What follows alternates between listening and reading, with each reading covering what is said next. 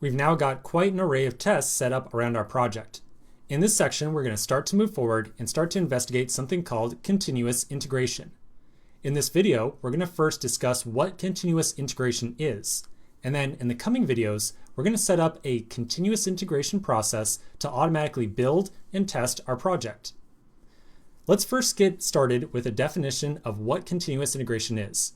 Before I can just dive right in and give you a very clear definition, I first want you to imagine a little situation that you might be in with any project that you might work on your local computer.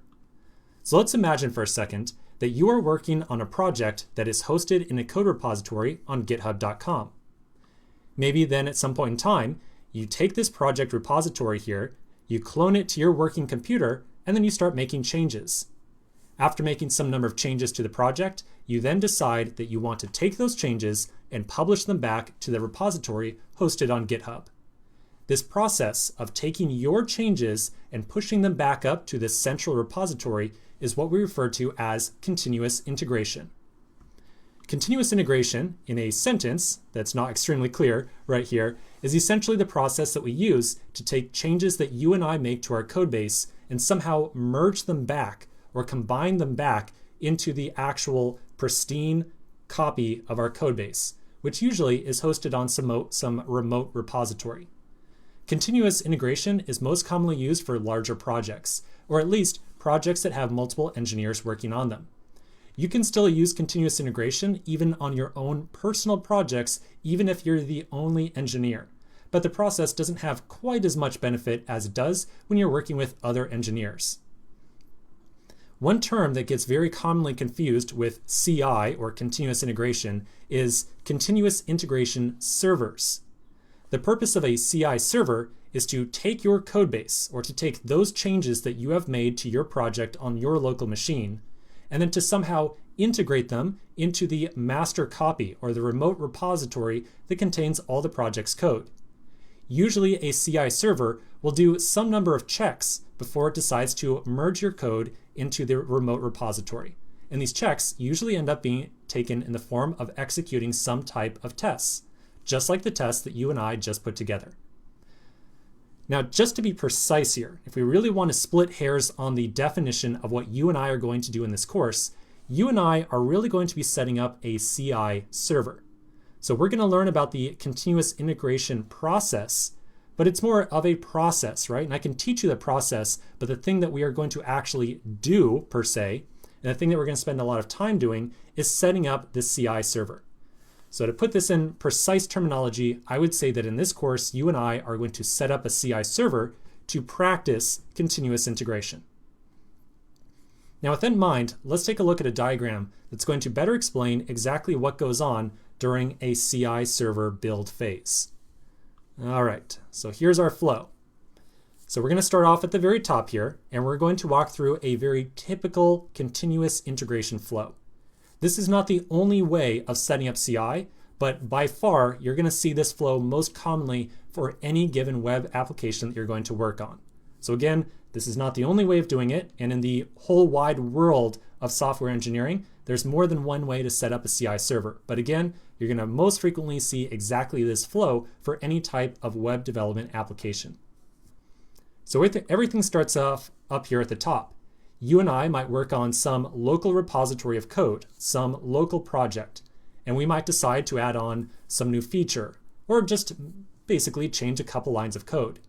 And then at some point in time, we decide that that feature is now ready to be merged into our central code repository, and then ultimately deployed to our open-facing network.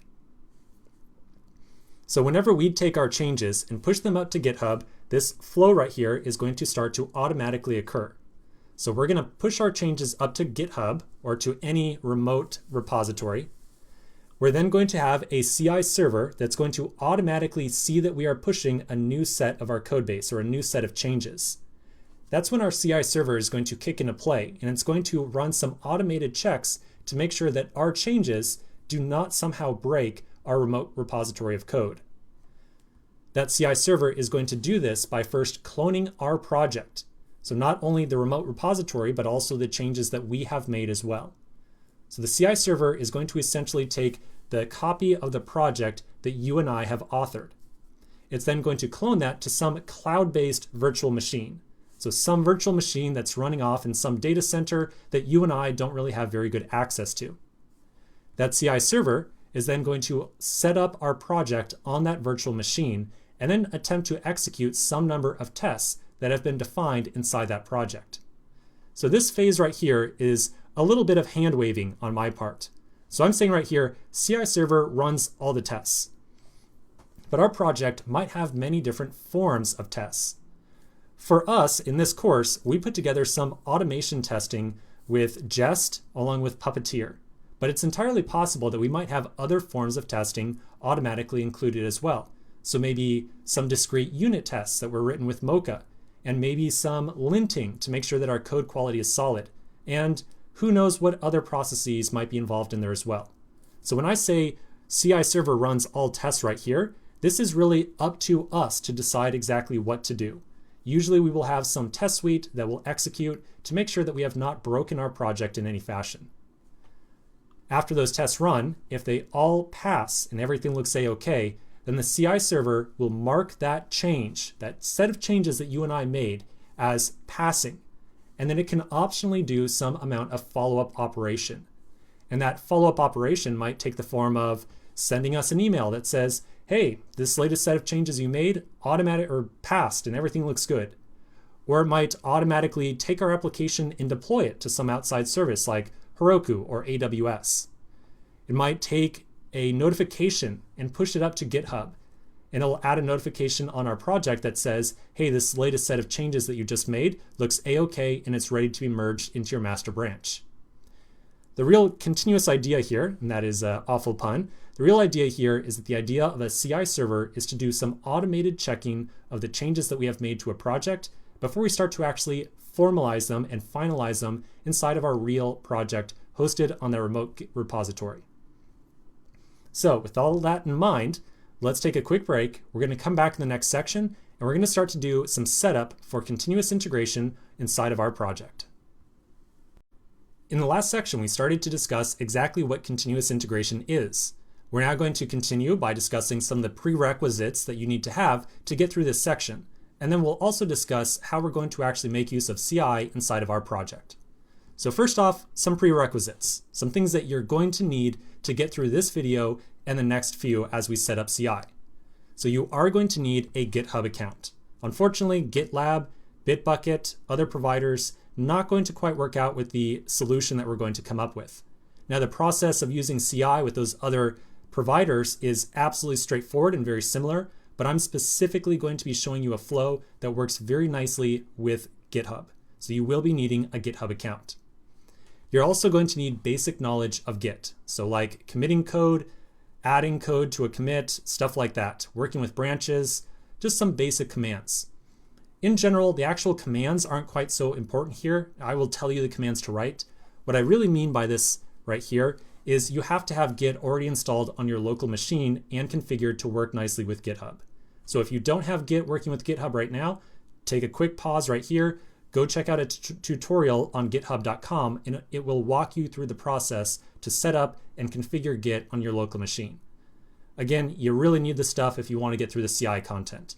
I would include this stuff in the course, but honestly, it is kind of an advanced course. And if you're taking an advanced course, I kind of expect that you would have some of the basics of Git already under your belt. And then finally, last thing you need is a little bit of patience, unfortunately, because we are going to do a lot of copy pasting of API keys and whatnot. And that's not always the most fun, but unfortunately, we do have to do it. Okay, so that's our prerequisites. Now with that boring stuff out of the way, let's talk about some of the more specifics of the CI flow that you and I are going to set up. So the thing to understand is that there are many CI providers out in the world today. A provider is a company who will provision CI servers for you. And remember, a CI server is a virtual machine that runs in the cloud that will automatically clone your project and run tests on it to make sure that the code you are adding isn't breaking anything.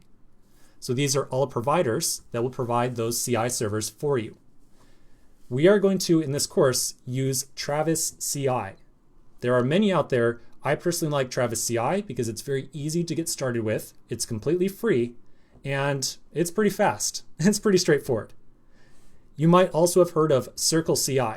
Now, my personal opinion as someone who has used both Travis and Circle is that they are essentially identical, and I kind of challenge anyone to tell me different, to be honest.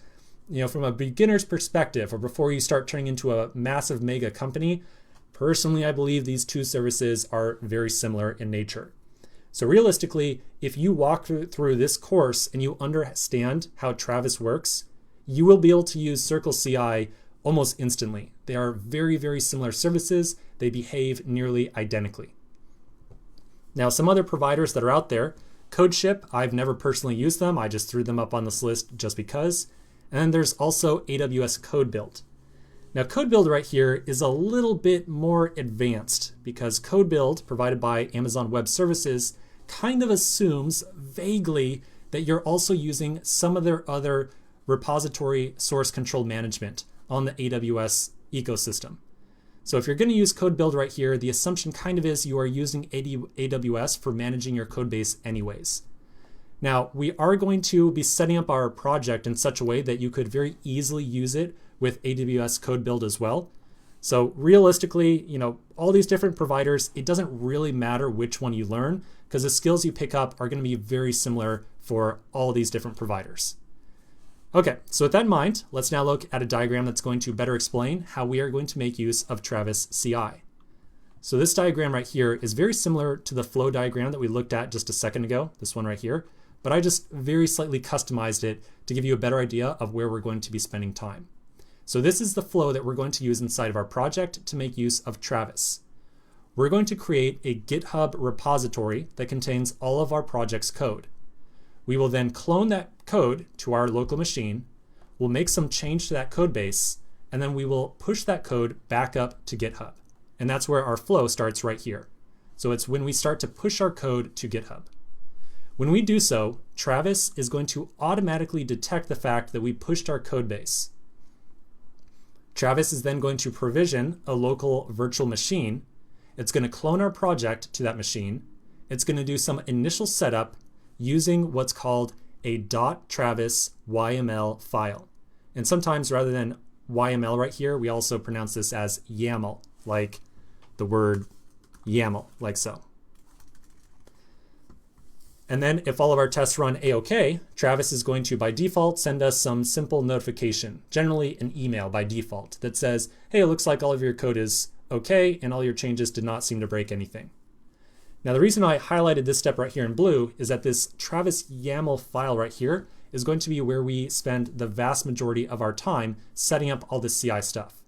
Now, I will tell you right now, setting up Travis CI is extremely simple and straightforward. We are going to spend a decent amount of time on it, however, because I want to give you like the full story of what's going on. I could very easily just publish the entire YAML file on the screen, and it's only like 24 lines. It's a very small amount of code, but hey, that's boring, and obviously everyone can copy paste, and I want you to have a better idea of what's actually happening behind the scenes. So with that in mind, let's continue in the next section, and we're going to start to dive a little bit more into exactly what a YAML file is, and what happens when Travis actually clones our project to some virtual machine.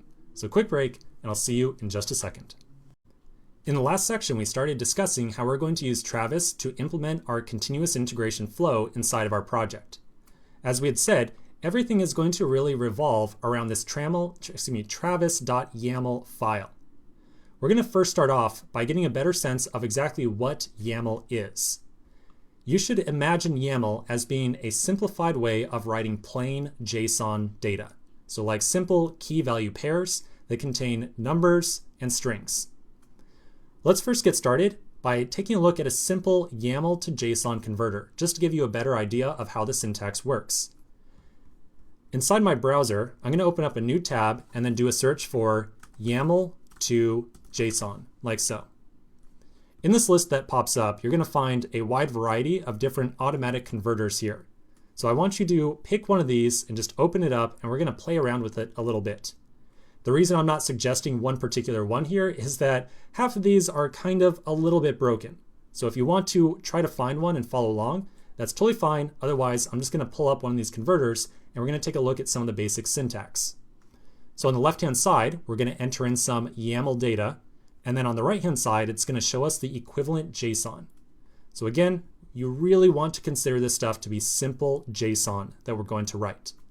So on the left-hand side, let's first start off by defining a simple key value pair. So my favorite to start off with is always something like color is red, like so. So if I take this YAML input right here, and then click on YAML to JSON, it'll show me the equivalent in JSON. So again, simple key value pair, really nothing that crazy. We can string together as many key value pairs as we wish. So I could do cup is red, plate is red. I could also do, I don't know, glass is green. We could do number is 300,000, whatever else we want. Window is clear. 5 is 5, and that works. So I think you're very quickly getting the idea here. I can very easily click on YAML to JSON, and we see the equivalent in JSON on the right-hand side as well. Again, pretty basic syntax. Now the only other syntax you need to be aware of is that just like JSON, we can easily nest key value pairs as well. So I could do something like languages I know, a colon, and then I'm going to indent like so. So this indicates that we are about to nest an additional key value pair inside this. So I might put on English, very well. I could put on Spanish, kind of, German, not at all, like so. And now if I convert this back to JSON, you'll see that it turns up as a nested object. So this indentation right here is read in as being a nested object that we want to define on the key languages I know. The last data structure to be aware of is how to define arrays in YAML. To define an array, we use a very similar syntax to what you saw just right here, but we use a little dash in front of each entry. So we could do something like count to 5. We'll put our colon on, we'll indent in, and then we'll do a dash, a space, and then the value that we want to store inside the array. So we could do 1, 2, 3, 4, 5. And if I convert that to JSON, you'll see that it shows up as an array with the values 1, 2, 3, 4, 5. Now just as well as we could do strings, we could also put numbers in here as well. So we could do 6, 7, 8. And that continues on to give us 6, 7, 8. Okay, so that's basically YAML in a nutshell. Really just think of it as simple JSON. All we're really doing here is omitting any commas, any curly braces, and any square brackets for arrays. So now that we have a better idea of how JSON works, let's continue in the next section, and we're going to get started on our travis.yaml file. In the last section, we got a brief overview on YAML syntax. We're now going to create our Travis YAML file inside of our project, and we're going to start to add a whole bunch of configuration to it. Now, before we start talking about any of the details inside there, let me first start off by saying that everything that we're going to put inside this travis.yaml file is really what I would call trivia. So none of the code that we're going to write in this thing, or none of the configuration, is anything that I would expect you to essentially be born with. Nobody knows off the top of their head how to configure a YAML file for Travis CI. Everyone learns it by sitting down and reading some documentation. So I'm going to do my best to present a lot of these options to you, a lot of the configuration, and I'm going to tell you about where all these settings come from. But at the end of the day, when you start working on your own project, I really expect that you're probably going to have to at least a little bit reference some of the official documentation for Travis. You can get access to the official Travis documentation by going to docs.travis.ci.com and look up the section on node.js, and it will tell you a little bit more about how to do some very common configuration things. Like I said, I'm going to do my best to show you everything you need to know for most common Node projects, but inevitably when you start your own project, you're probably going to want to customize it just a little bit. So with that in mind, let's flip back over to our code editor, and we're going to start working on our travis.yaml file. We'll first get started by creating a new file inside of our root project directory. So I'm going to make a new file, and I'm going to call this .travis.yml, like so. Now it's extremely important, I cannot tell you how important it is, to make sure that you get that initial dot in there. So this dot right here, make sure your file has that leading dot on it. So we're going to make that file, and then inside of here is where we're going to place a bunch of configuration. Now, I don't really have a great way of easily laying out all the configuration we're going to do. Like I just said, a lot of this is just a bunch of trivia, and you just need to kind of know it and be told how it works. It's not quite as intuitive as Node or Express or a lot of these other technologies we work with is. So the first thing we're going to do inside of here is tell Travis exactly what programming language we use inside of our project. Now, technically, we are using JavaScript here, but inside of Travis CI, they call it simply nodejs. So we're going to put down a configuration option of language and mark it as node_js. Next, we're going to tell Travis what version of Node we want to use. If you look at the official documentation for Travis, they list out a variety of different possible versions that you can specify here. But I can tell you right now that for the project that you cloned here, we need at least version 8 of Node.js. So to specify this version, we're going to say nodejs with an underscore, and then we're going to pass in an array with a single entry. So we'll say -8 inside of a string, like so. Next, we're going to specify something called a dist, which is short for distribution. This distribution is used as the base image for the virtual machine that is going to be created for us. Just as your machine right now, like your laptop or your desktop, makes use of Mac OS, or makes use of Linux, or makes use of Windows, the virtual machine that is going to be created for us has to have an operating system as well. We have the option to specify what operating system we want to have. In our case, we're going to use an extremely common operating system called Trusty. So this right here might not look like any operating system you might be aware of, but this is a very specific version of Linux that is very well tailored for running code just like we are. Essentially, code that needs to run on a virtual machine. So it's a very small version of Linux that works very nicely for small virtual machines that have very small one-off tasks. And that's basically what we're doing here. We have one single small little task, which is our test suite that we want to run. After that, we're going to specify some number of services that we want to be created for our project. Services are things like databases or outside modules or pieces of software that we need to run our server successfully. You might not think that we really have anything like that involved with our project, but in fact, we really do. We are dependent upon two different services to run our project right now. We need both MongoDB and Redis server.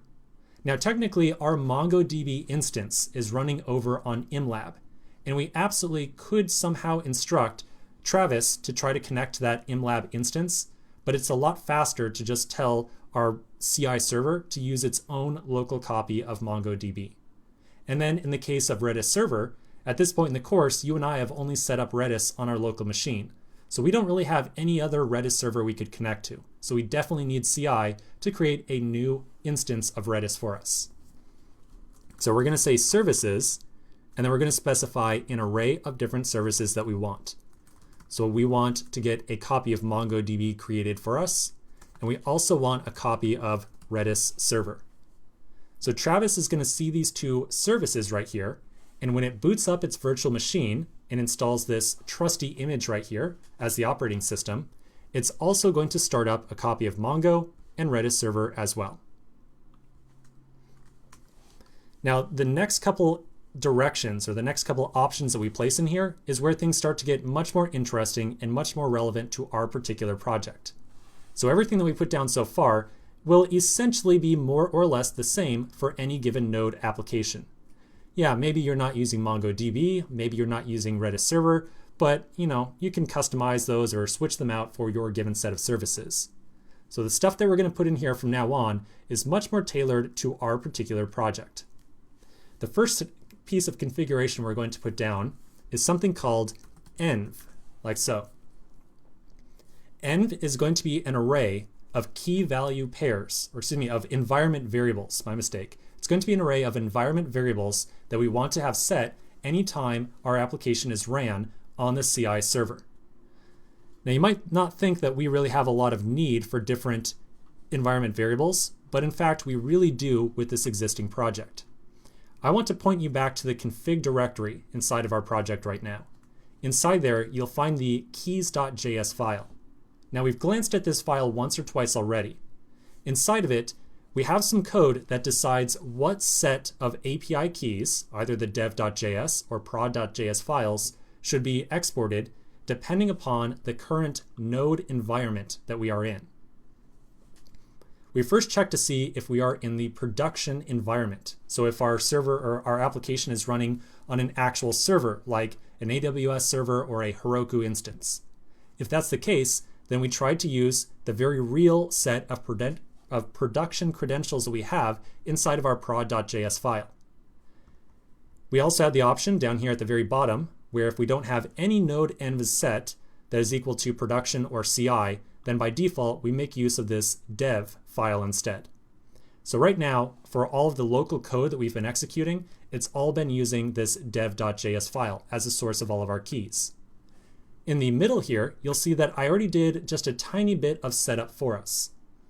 So if we are in an environment where there is an environment variable of node.env set to CI, then we try to require in and export a file called CI, which is not currently defined inside the config directory.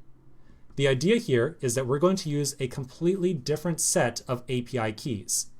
So let's go look at our dev.js file right now and look at some of the configuration we have inside of here. So these files contain our Google OAuth setup, our Mongo URI, and our cookie key. So the way that we have set up that keys.js file right now is that it allows us to use a completely different Google OAuth, a completely different Mongo URI, and a completely different cookie key. And then we can also introduce other variables in here as well, such as a connection to our Redis server or any other environment-specific configuration we might want to add in. So back over to our Travis YAML file, we are going to use an environment variable to specifically set our node_env property to be CI. And that's going to allow us to customize our application and use sets of resources that are only applicable to the CI environment. So we're going to say dash node_env equals CI, like so.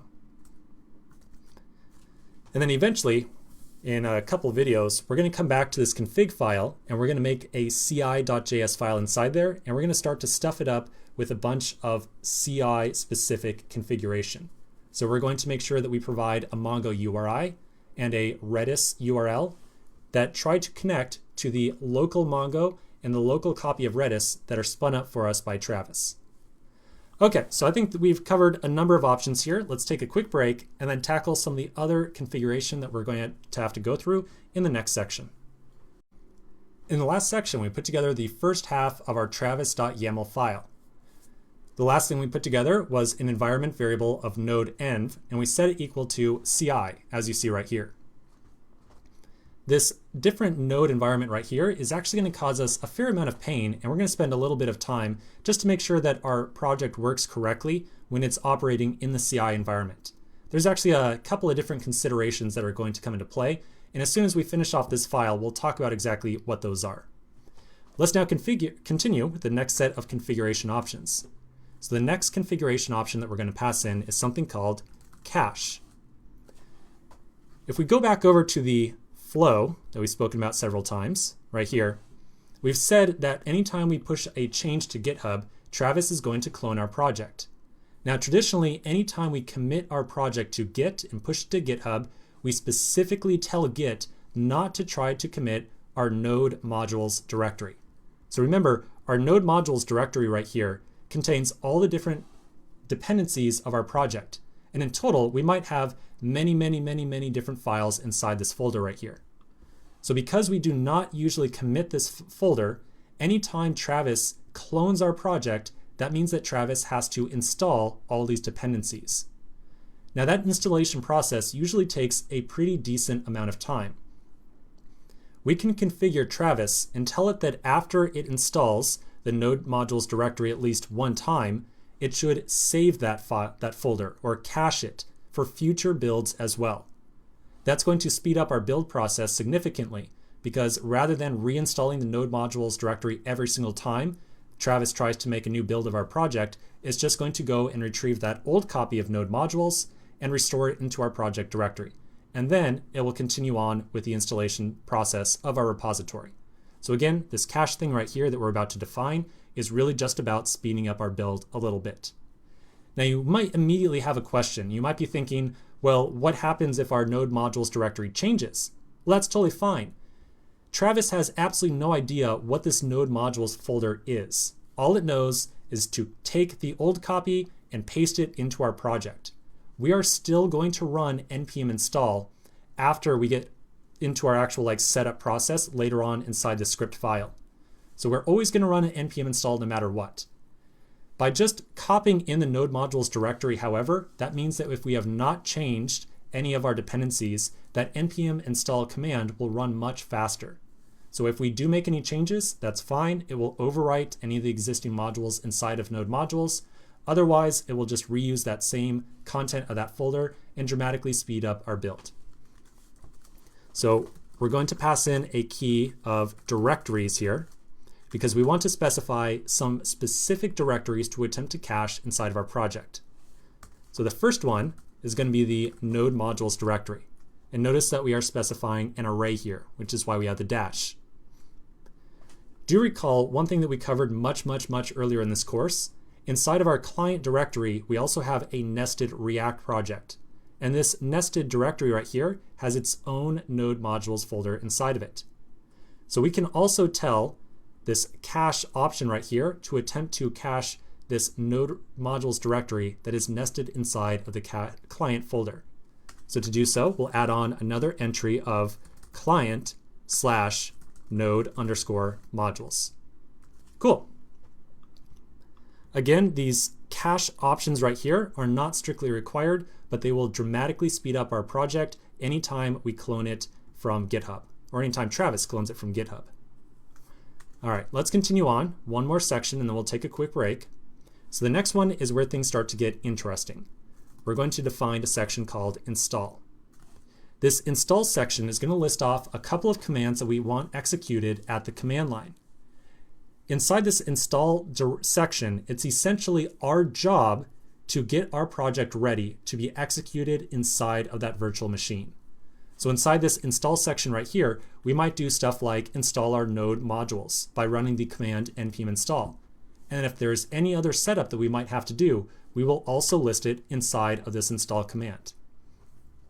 For right now, you and I really just have to run npm install. So I'm going to put on dash npm install. We could very easily add in additional commands here, however, so we could do other commands like npm run xyz or anything else we want to run. Eventually, we are going to add in an additional command here, but we'll talk about what that is in just a moment. So let's take a quick pause right now. We're going to come back in the next video and we're going to finish up this Travis YAML file. In the last section, we got all the way down to our install section, which is where we can list some number of commands that will do initial setup of our project when it's running over on Travis's servers. We added on one command right here of npm install. We're now going to go into greater detail on one additional command that you and I are going to add in here. Now this is where we start doing some configuration that is extremely specific to this project that we are working on. So the command that we're about to add in here is really specific to some of the configuration and some of the architecture around the project that you and I cloned at the start of this course. So on other projects that you work on in the future, you may not have this command that we're about to write. So let's first write this command and we'll talk about exactly what it's doing. So underneath npm install, I'm going to add in one additional command called npm run build, like so. All right, so let's talk about what this thing is. We're going to first start off with a quick discussion of some of the overall architecture of our project as it relates to the React versus Express servers. So at this point in the course, you and I have been running our project exclusively in the development mode. When this project runs in the dev mode, it starts up two separate servers by default. One server that runs on port 3000 and the other server which runs on port 5000. We have been accessing port 3000 all the time inside of our browser. Whenever we've been connecting to that, that's been connecting us to our React server. That's a server that takes all of the React source code inside of our client directory, it processes it all into a single JavaScript file, and then it makes it available to anyone who wants to access it. This React server right here is built on top of a boilerplate called Create React App, which is commonly used in the development of React applications. Now this is only used in development. That's the key word here. So traditionally, and really I shouldn't even say traditionally, I should say in all cases, we do not use that development server that's included with Create React App for actual production applications. So whenever we actually anytime we actually deploy our application to a production environment, that React server is no longer used. Instead, the React server has a single command executed inside of its directory, and that is that npm run build command. Let's go look at that command inside of our package.json file and see what it does. So back inside of my root package.json file, here it is, I'm going to open this up and then find the scripts section. Inside of here, you'll see the script called build right here. And then if you look at this command, you'll see that it essentially does two separate things. First off, it runs npm install inside of the client directory. So it says npm install right here, but then there's an option of prefix client. That means go into the client directory and then run the command npm install. So that installs all the dependencies for our React.js project inside that folder. And then right after that, it runs the command npm run build also inside the client directory. npm run build right here is a command that comes pre-tailored out of the box with a Create React App project. If we go into the client directory and then open up that thing's package.json file and find the script section inside there, you'll see a script called build. So this is a defined script that comes out of the box with Create React App. This command will take all of the development assets, so essentially everything inside the src directory right here. It'll compile them all together into some very confined, very tight, very compressed package, and then place all the output into a folder, also inside the directory, the client directory, called build. So that build directory contains the real React project, like the final output files that we want to actually serve to anyone who comes to our application. So anytime that we move from this dev environment right here to production, this React server falls away, and we only are left with the Express API. The Express API is then also responsible for saving or for distributing and serving up all those built React project files that were just created by running that npm run build command. The other change that we make whenever this thing goes over to production is usually we default it to use port 3000 instead of port 5000 that it was before. That's just to remain consistent, because think about it. At this point, we've written all of our tests assuming that you can access our application by going to port 3000. So if we then say that, oh, well, when our application is running inside this other mode, you instead have to use port 5000, as it is normally, well, that would make all of our tests really messy, because we would have to decide on the fly what port to use. So whenever we go over to any other environment, we just tell our Express application to use port 3000 instead. Now notice I've been talking all about dev and prod, but just a moment ago, I had spoken about how we were going to introduce a new node_environment variable called CI. So in fact, our CI setup is really going to behave the same way as this prod one does. So really, to be most accurate, I would also put on here CI, like so. So this is our development flow, and then if we're not in development mode, we're going to be running in either production or CI mode, where only the Express API is running. So in short, that's why we have, back inside of our Trammers file, npm run build right here. It makes sure that our React project gets built and then stored inside the client build directory so that it can then be served by our Express application. So that's just a little bit of an overview about how this specific project works. And like I said, this is very particular to our architecture of this current project. And on your own project, I expect that you might remove this line entirely or have it do something else inside of your package.json file. Again, it really is going to come down to your particular project. Okay, so this looks good, We only have one last section to do, so let's take a quick break and we're going to come back in the next video. In this section, we're going to finish up our travis.yaml file. After the installation process right here, we're then going to define one last section called script, like so. The script section right here is very similar to install, so we can list some number of commands to be executed at the command line. The script section is where we're going to actually start up our server and then execute some number of tests. We're going to first start up our server by running what's going to look like a kind of strange command. So we're going to write out the command and then we'll talk about what exactly it's doing. So I'm going to say no hup, like so, npm run start. Notice this is start and not dev, not build, it's start. And then we're going to place an ampersand. Okay, so like I said, it's going to be strange. Let's pause right here and we're going to take a look at a diagram that explains this thing piece by piece. Okay, so let's first start with the command in the middle, because I think that you and I can probably easily understand that one. npm run start runs our server. It's what goes on either side that makes things a little bit more confusing. Anytime we start up our server, it immediately occupies the focus of our shell, or our terminal, our command line. In other words, if I go over to my command line right now, and I make sure that I stop any running server that I have right now, if I run npm run start, you'll see that it takes up total focus of my command line. And now I can no longer run any other command. If I enter text, it just sits there and nothing actually occurs.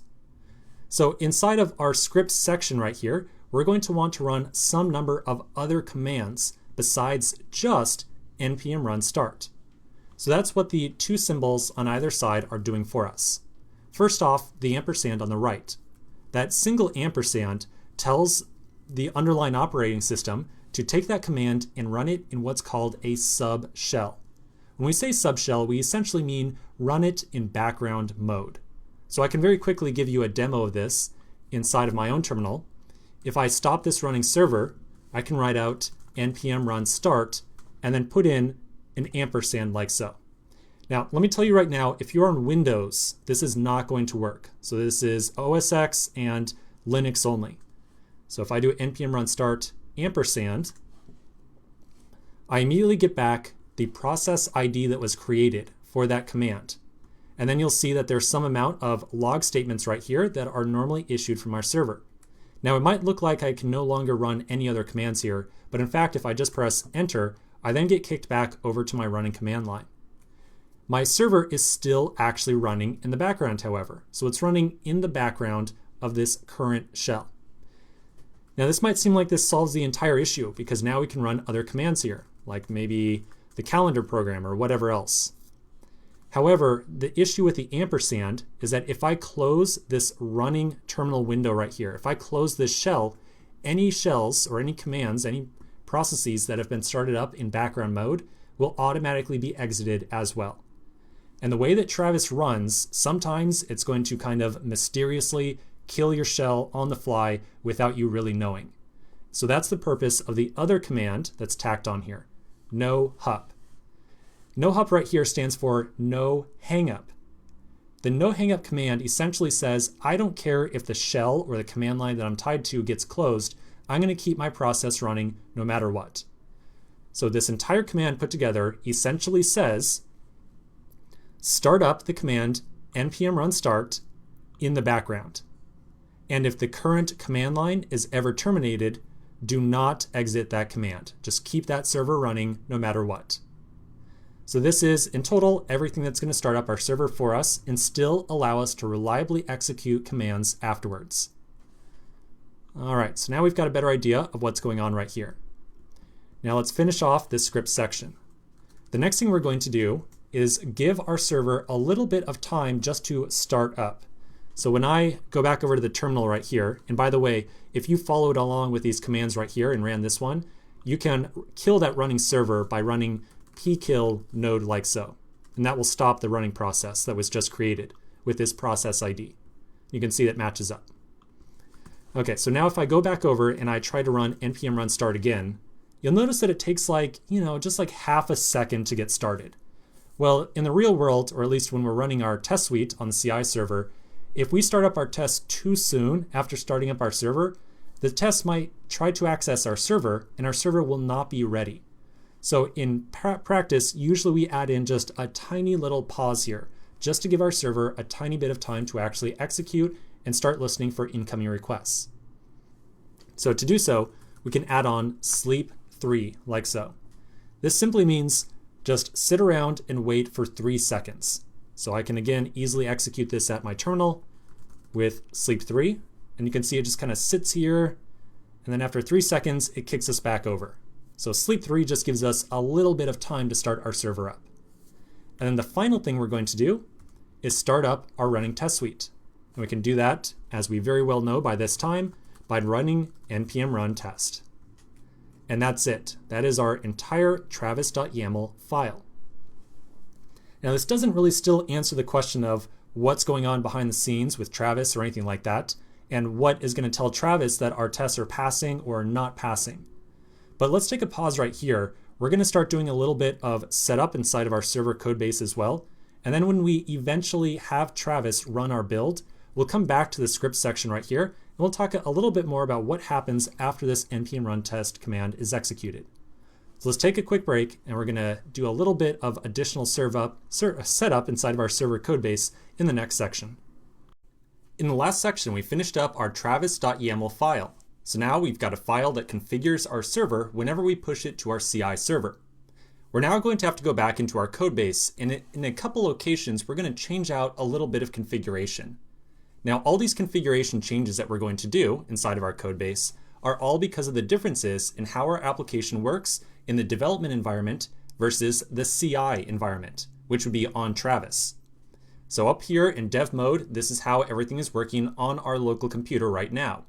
We've got our machine that's running the Express API and our Redis server for caching. The Express API also works with an instance of MongoDB that is hosted over on imlab. When we set up our travis.yaml file, we told Travis that we want to have access to an instance of MongoDB and an instance of Redis anytime that we push our application to the CI server. So we're going to get this copy of Mongo and Redis down here, and we need to make sure that we instruct our Express API to try to connect to those local copies of Mongo and Redis that get created for us. Now, this is the part where you kind of have to look at the documentation a little bit and understand exactly how we connect to MongoDB and Redis. As you very well know, anytime we try to connect to any Mongo or Redis server, we have to specify both the URL and the port that the server or the remote server is actually operating at. So in the case of Redis right here, we've been using like port 6974 or something like that. And for our MongoDB instance, we got a very distinct URL from imlab. So we need to make sure that we somehow get a URL that we can work with and tell our Express API what the address of the MongoDB and Redis server are when we are running in the CI mode. So let's go take a quick glance at some of the documentation. I want to make sure that you are able to look at the documentation on your own in the future and can kind of adjust our setup here to suit your own personal needs. So I've pulled up the documentation for Travis CI. I showed you the link for it just a little bit ago. It's at docs.travis-ci.com. Now, just so you know, the Travis people change the structure of their documentation every now and then. So if you go to this page and it looks a little bit different, that's totally fine. It's kind of to be expected almost. Now, I'm going to zoom in just a little bit so you can see everything more easily. Shoot, there we go. Let's do a quick reload now. Very good. Now, I zoomed in too far, so I lost that left nav bar. Okay, I think this is the best we can do. Hopefully this is still legible.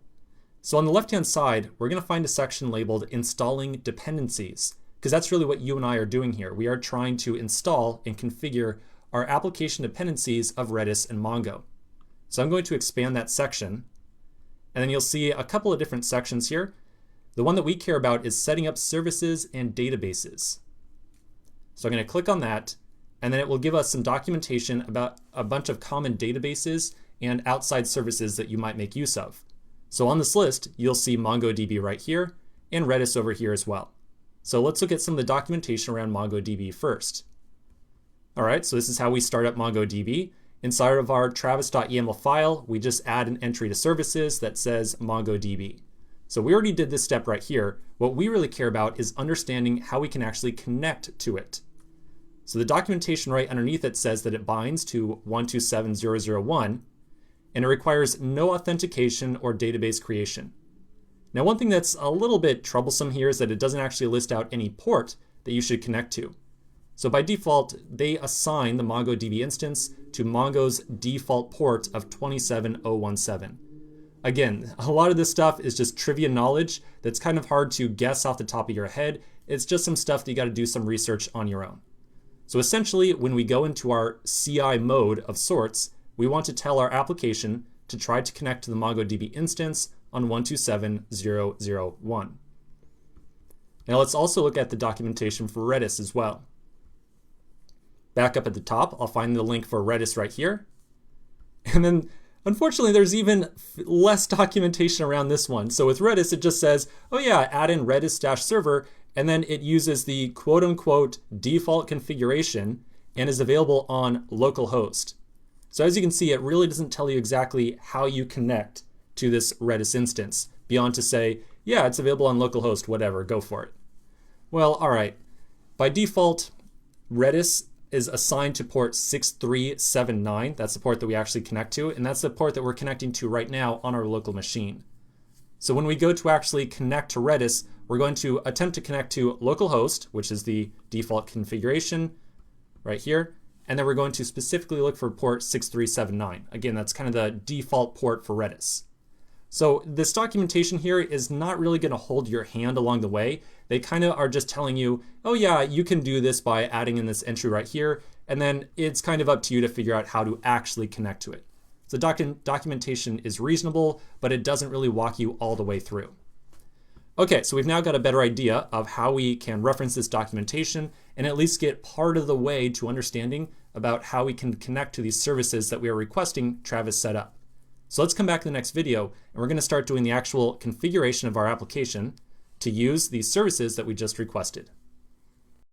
All right, so in this section, we're going to finally do our configuration updates to our project to make sure that it works correctly when we push it to this CI environment. Now, the changes that we're going to make in this section are going to be like 50% kind of obvious things that I think you would stumble upon and really understand. The other 50% are going to be things where if you were doing this on your own, you would probably go through a series of trial and error, which is exactly what I did when I initially set this project up. So the first time you set up Travis CI on your own personal project, honestly, it will be a trial and error process. As you make some changes to your project and the Travis configuration, you push that build up to Travis, and then you're probably going to see that build fail many, many times before it actually starts working. So again, some of this configuration is stuff that I kind of would expect you to kind of catch the first time around, but then some other stuff is going to seem not at all obvious. And I only know to make these changes because I personally started to stumble into issues when I started pushing this project to CI when I first developed it. So with that in mind, what I'm really trying to say here is some of these changes, you're going to say, oh yeah, of course we got to do that.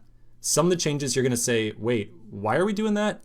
And I am not going to necessarily have a great answer for you. Again, it's just kind of the trial and error process that you will go through when you start pushing your own project to CI.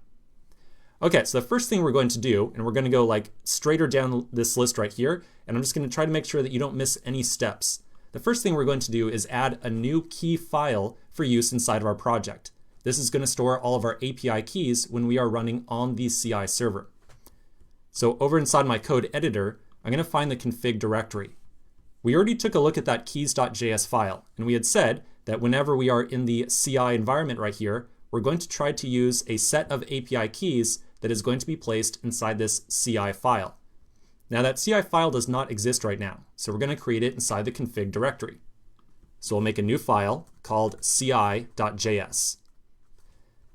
We're then going to go back over to the dev.js file, and we're going to copy over all the API keys inside there over to this the ci.js file. So here's the dev file. I'm going to copy all this configuration. I'll go back over to the ci.js file, and I'm going to paste it like so. Now the Google Client ID and the Google Client secret right here, we could go generate a new Google project to handle OAuth strictly for the CI world. I kind of leave that up to you. Honestly, for the project we are working on right now, we can reuse this Google Client ID and the secret right here. There's really not a lot of downside to reusing the same one between dev and the CI world. Not a big deal for us right now. So in my case, I'm just going to reuse this, and I'm not going to go regenerate any keys for the Google OAuth flow. However, the Mongo URI right here will need to be replaced. So just to give myself a reminder, I'm going to delete the existing string that's in there right now. And we'll come back to that in just a second and actually fill it in. Okay, so we just created the ci.js file. So let's I'm going to mark this one right here as complete. Next, we need to go into our cache.js file. That cache.js file has a reference that directly attempts to connect to our running Redis server. So it has the actual URL hard-coded inside that file, which is definitely not the best approach. So we're going to go into that cache.js file and try to make it use our keys setup instead, so that we can change the URL that our caching setup is trying to connect to based on the environment that it's being placed in. So back inside of my services, cache.js file right here, you'll see here's our Redis URL. So it's hard-coded directly inside of here, which is definitely not ideal at all, because between our development environment, our CI environment, and our production environment, this URL right here might need to change. So I'm going to take this entire variable and I'm going to delete it. Then right above, I'm going to require in our key file. So config keys.js. So const keys is require up one directory config keys, like so. And then when we pass in this Redis URL to create client, well, the Redis URL variable doesn't exist anymore. We just deleted it. So we're going to tell this thing to instead use a Redis URL property that's defined inside of our keys file, like so. Okay, so now we fixed up this file.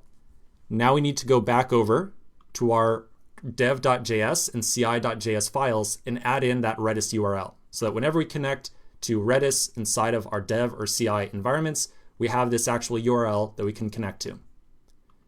All right, so now we're going to go back over to CI first. So here's ci.js. And at the very bottom of this object, we're going to add in our connection URL for Redis, like so. So it's going to be redis://127.0.0.1 port 6379, like so. Now notice that it's lowercase rl right here, not capital. We're using this URL right here, like this distinct address. Again, this is coming from the documentation that we looked at in the last video or two around Travis. So Travis had said, oh yeah, just connect to localhost, and it's using the default configuration. So 127.0.0.1 right here is localhost, and the default port that Redis usually connects to is 6379. So that's why we are using this URL right here. Now let's remember to take this exact same URL and copy it over to dev.js as well. So back inside of dev.js, I'm going to add it down to the bottom like so. So even when we are in the local dev environment, it is the same URL right here, the same connection string. So that's why we are reusing the same one between both environments.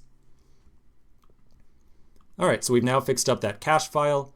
We've added that URL to the dev.js and ci.js files. Now we need to add our MongoDB URI to the ci.js file as well.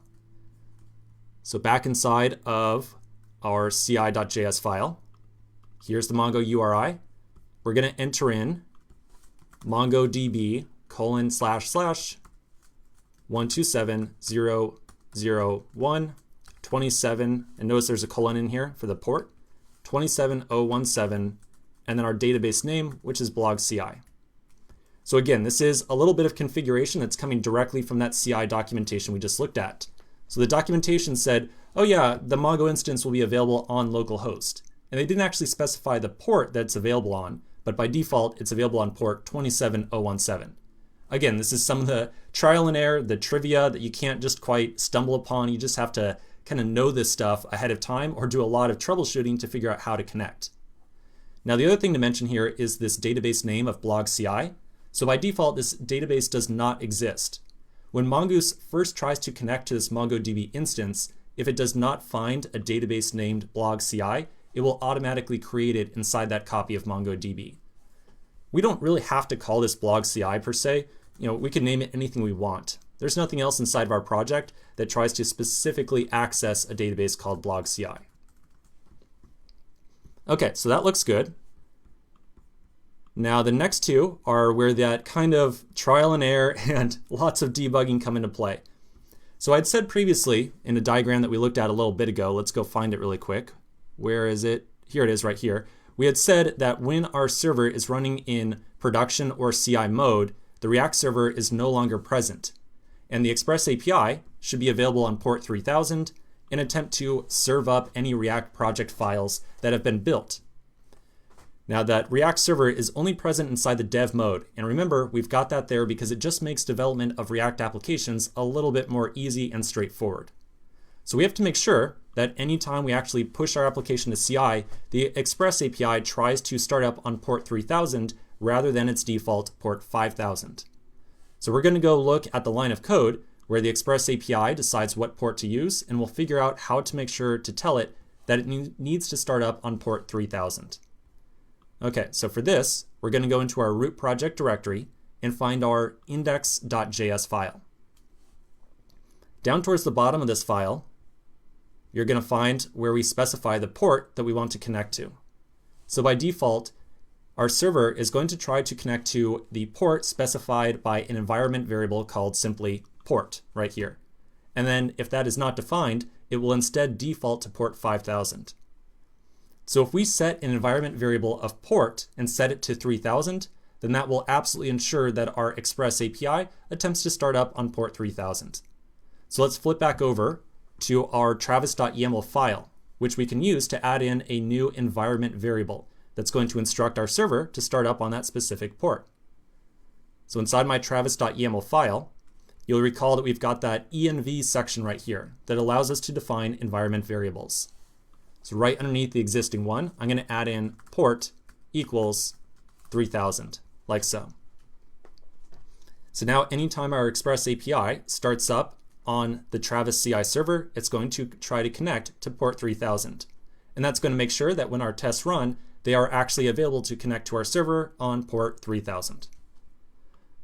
Okay, so just one more step here, and the next one and very last one is very tightly connected to the one we just did.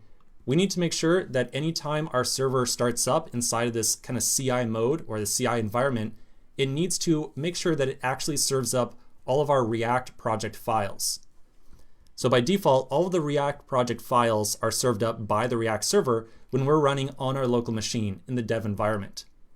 When we go to the CI mode, or production for that matter, we want the Express API to serve up the built project files as well. Now this configuration is already set up for the production mode. We just need to make sure that it does the same thing for CI as well. So let me show you the section of code where this takes place, and I think this last step will make a lot of sense as well.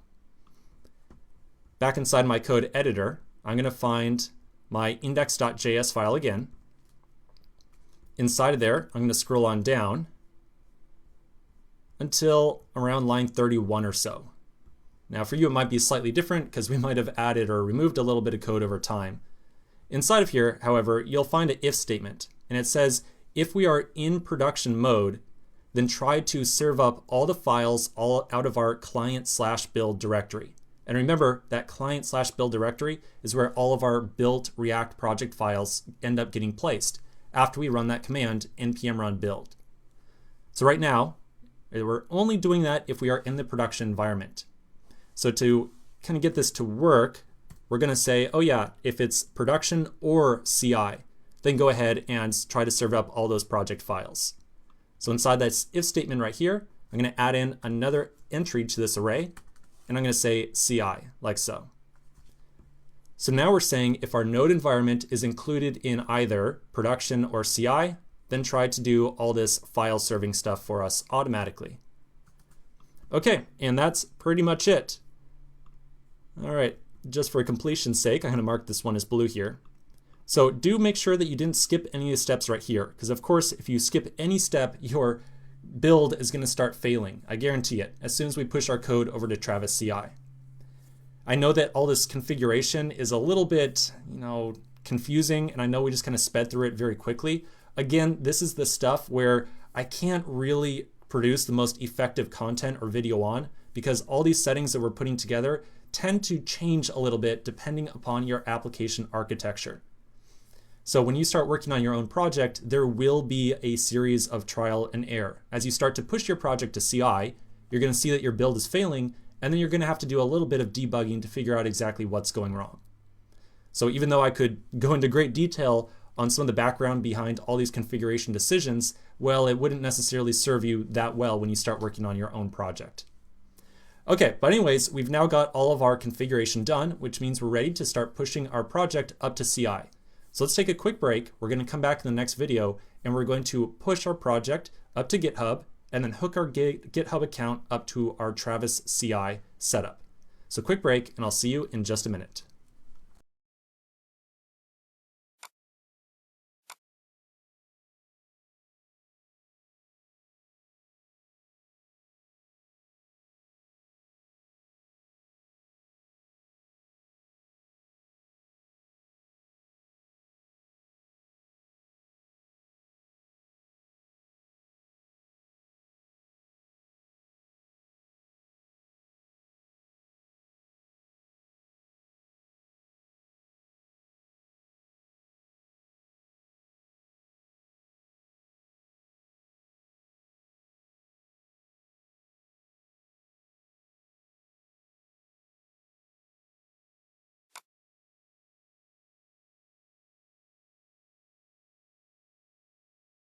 In the last section, we took care of a bunch of configuration changes around our server. In this video, we're going to do a handful more small changes to our server setup. So let's get to it. I'll be sure to explain why we are making each change. First off, inside my test directory, I'm going to open the helpers folder and then open up the page.js file. Inside of here, we are opening up a Puppeteer instance or an instance of Chromium by using Puppeteer. Right now, we're saying that it should not be in headless mode. And that means that Chromium will attempt to open a window on our local machine. Now that's okay when we are running this on our local computer because we might want to use that window to do a little bit of debugging of our tests.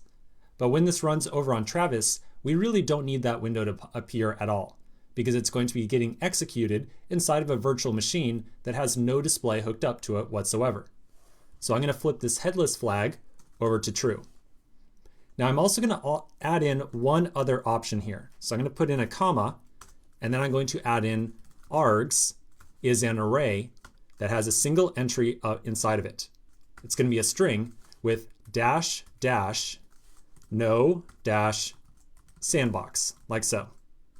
This option right here is to keep us from having to kind of tinker around with some of the settings of the virtual machine that we're going to be assigned by Travis.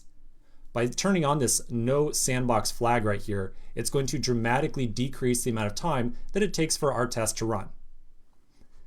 All right, so that's two quick changes. Now one last thing that's a real big gotcha. Inside of all of our tests so far, if we scroll down inside this file, I'll show you a good example. So down inside the login function, you'll find that line where we told our browser to go to localhost :3000. Now that works just fine when we are in this local environment, but as soon as we start going over to Travis, well, due to some interesting behavior, this URL right here is not going to quite work out the way we expect. We have to put http:// in front of every address that we try to visit. So we're going to find the two other locations inside of our test file where we are trying to visit localhost 3000 and then prepend on, the HTTP protocol. So do make sure you get this one inside of login. The next one that we have to fix is inside of our header test file. So here's header.test.js. Right here inside the before each is our local host. So I'm going to add on http:// here. And then the last one I think is inside blogs. Yeah, right here. So here's blogs.test. And right here we will also do http://. So make sure that you get all three of those locations. And I'm going to do a quick check. I think that's the only three that we've got. Yeah, we're good. Okay, so that's it. That's the end of our configuration. Let's continue in the next section where we're going to start to set up our Git repository. In the last section, we finished configuring our server for the CI environment. We're now ready to take all of our server code and somehow get it pushed up to Travis CI. let's get a quick reminder of how we're going to actually do that. So to start up our CI flow, we have to first push our code to our repository on github.com. We're then going to link that repository with CI so that Travis will detect any time we push code to that repository. When we do so, it will then automatically clone our project and run our tests. So step one is definitely to create a new repository on GitHub and push our project up there. I'm going to open up a new browser tab, and I'm going to go to github.com, where we are going to create our new repository to house our project. Okay, so over at github.com, I'm going to find the plus up here, and then I'll click on New Repository. I'm going to give this a repository name of simply node.js, like so, and then I'll click on the green Create Repository button down at the bottom. And then we should see the usual documentation that tells you how to set up your local project with GitHub. Yeah, this stuff right here. Very good. Now, there's a little bit of something that's going to be just, I don't know, kind of a thorn in our side, so to speak here, just because of the way that we initially set up our project. So as a quick reminder, at the very start of this course, you and I came to my GitHub account. We went to that advanced node starter repository and we cloned that starter project. So that's the project we're working with right here. We cloned this from my personal GitHub account, like Stephen Greider's account. When we did so, it set up a local Git repository on our local machine that is attached to our project. This local Git repository currently believes that my repo is the home base, so to speak, or what we refer to as the origin of our repo. We don't want to use my personal GitHub repository as the home base, however. We want to use the repo that you and I just created, called nodejs, as the home base, or the origin. So we need to tell Git to not use my repo anymore. We want it to instead use the one that you and I just created, like so.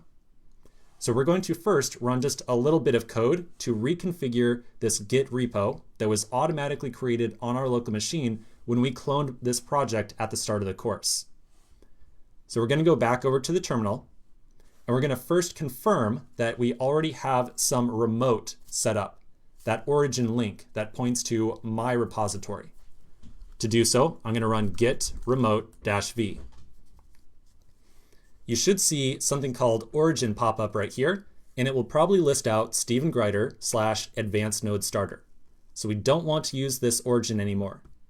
We're going to first remove this origin by running the command git remote remove origin, like so. And now if we run git remote-v again, we should see that we have no remotes. So now we could add in the repository that you and I just created as the origin of our local project.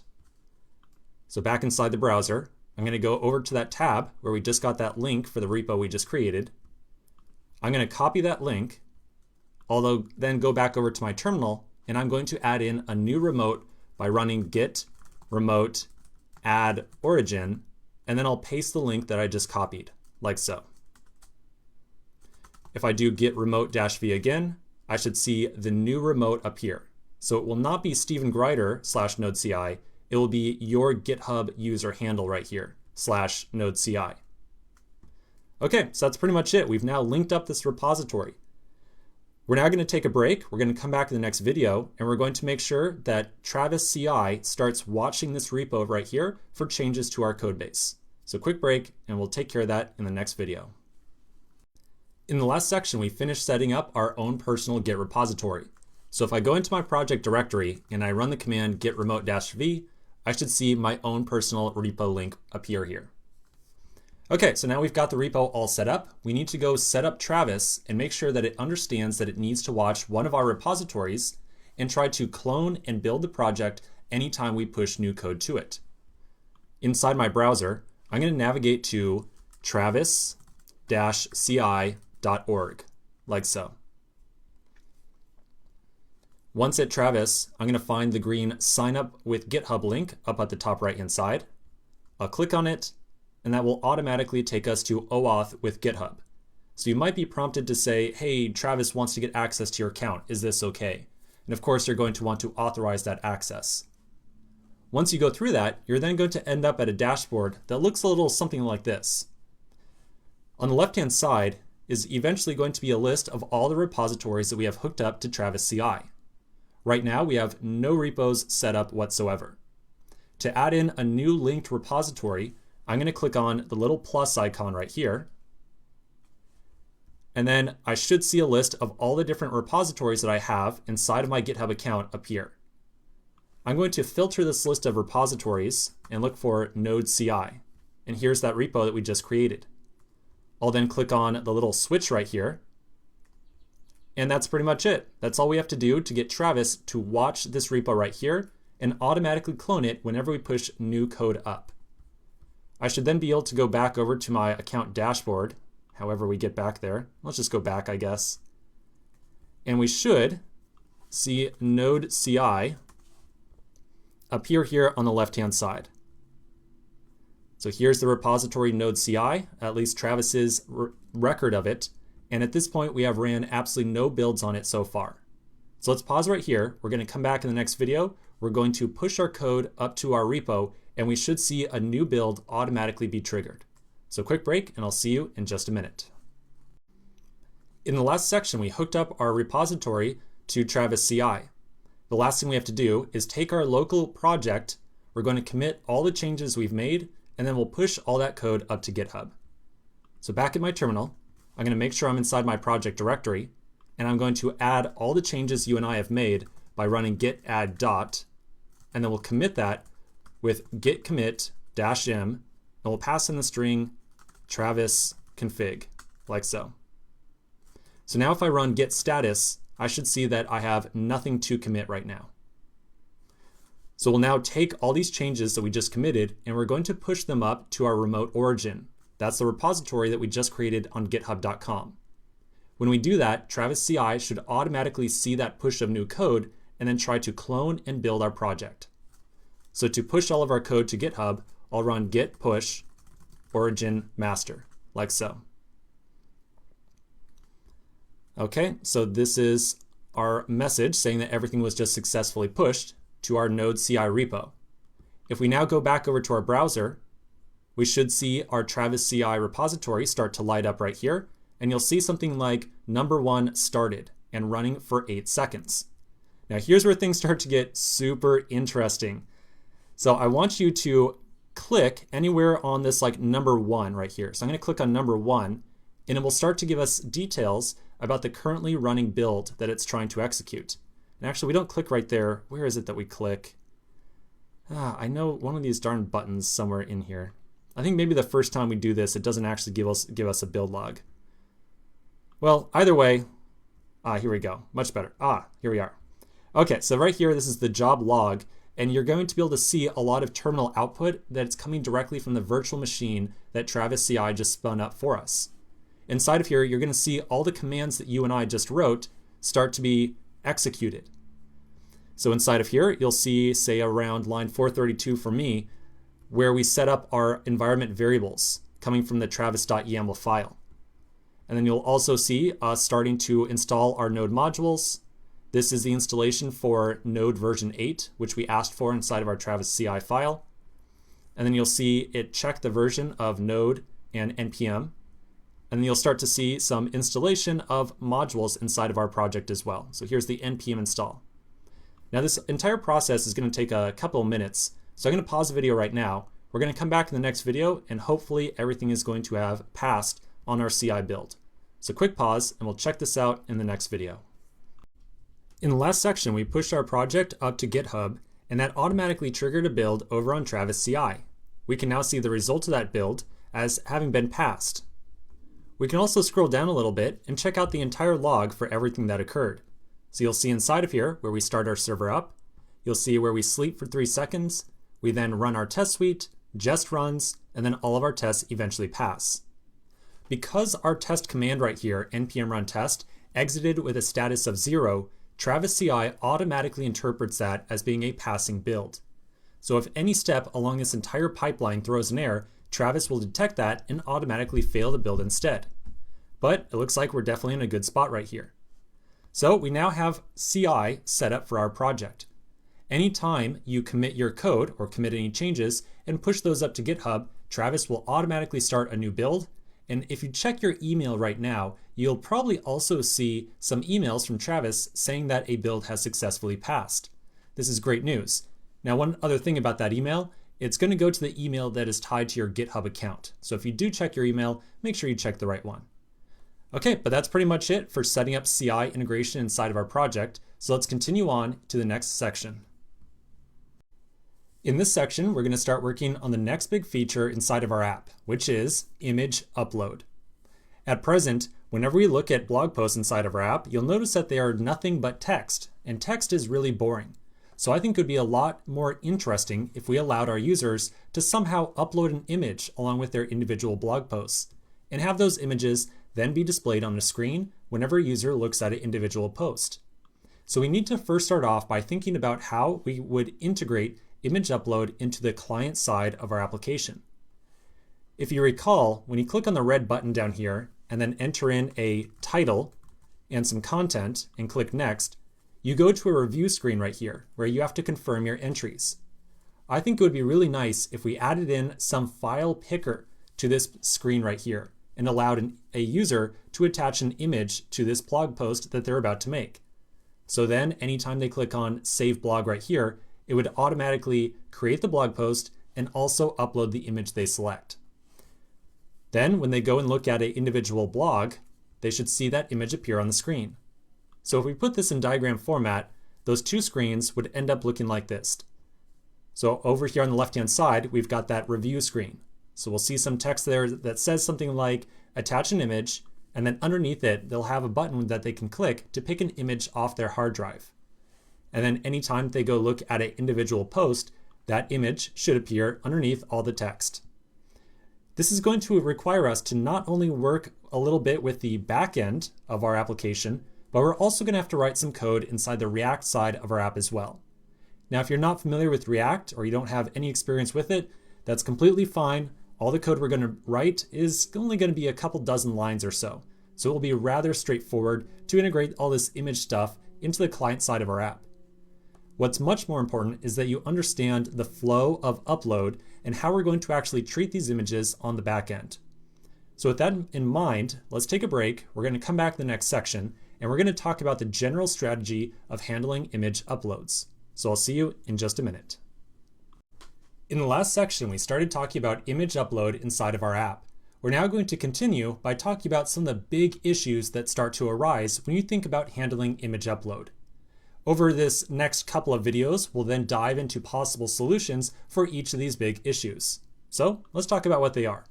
These are the big questions that we need to solve as we start to implement image upload. So the first thing that we need to think about is where we store our actual images. People are going to upload actual image files to our application, and those image files need to be stored on some hard drive or some location on some server. So we need to figure out what the optimal storage location is.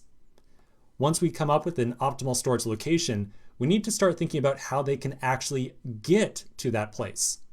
So believe it or not, there's more than one way to move files around when they're being uploaded. So we're going to also take a look at some possible upload mechanisms that we can use and talk about exactly which one is best suited for our application. And then finally, the last big question here, and this one is a little bit more specific to our app. Once a user has actually uploaded an image, we need to somehow tie it to the blog post that they are creating. So again, this is a physical file that's being uploaded, but our blog posts are records that exist inside of a database. So we need to make sure that we somehow tie these two records together so that whenever we look at a blog post, we also know to go and fetch the accompanying image that goes with it. Let's now continue by talking about some options for where we might physically store an image once it's been uploaded.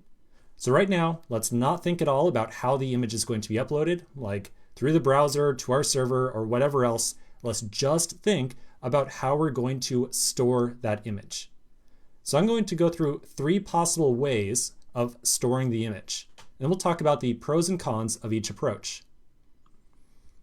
Okay, so this is the big question. Where do we store images? And we're going to be looking at a series of diagrams that look very similar to this one right here. So on the left-hand side, we've got our browser, and in theory, a user selects some image that they want to tie to a blog post, and then again, through some mechanism that we're not going to discuss quite yet, that image is going to be kind of conveyed over to our Express API, and we need to decide where we're going to store that image. So the first possible solution here would be to take that image file and store it directly inside of MongoDB. MongoDB can accommodate image files, or really any file type. So we can take an arbitrary file and tie it to a record inside of MongoDB and save it directly to our database. Now this has a very easy and very clear pro associated with it. If we take this type of approach, tying a blog post to an individual image starts to become very easy because we can somehow embed this image directly into our blog post. And we would be really happy with that approach because anytime we want to get all the images associated with a blog, we just retrieve the blog and then the image comes right back with it. So this is one possible solution. Just take the image and store it directly inside of MongoDB. However, I'm going to say that this is a bad solution. So I'm going to say it's a bad approach. The reason for that is that with Mongo, we usually pay for our Mongo instance in terms of the amount of storage that our Mongo copy uses. So all the more storage that we use up, we pay more money per month. If we are making use of ImLab, for example, they charge about $15 per gigabyte per month. So that's $15 out of your pocket for hosting 1 gigabyte worth of images from your users. And then if we assume that every image that gets uploaded is about 3 megabytes large, then we're talking about 330 images equaling $15 per month. Now, if we have an application where we have hundreds of users and every user creates a blog post on average maybe once a day, we're talking about some tremendous cost very quickly adding up. So personally, I think that storing images or any type of file type directly inside of MongoDB is really not an option because we are going to pay way too much for that.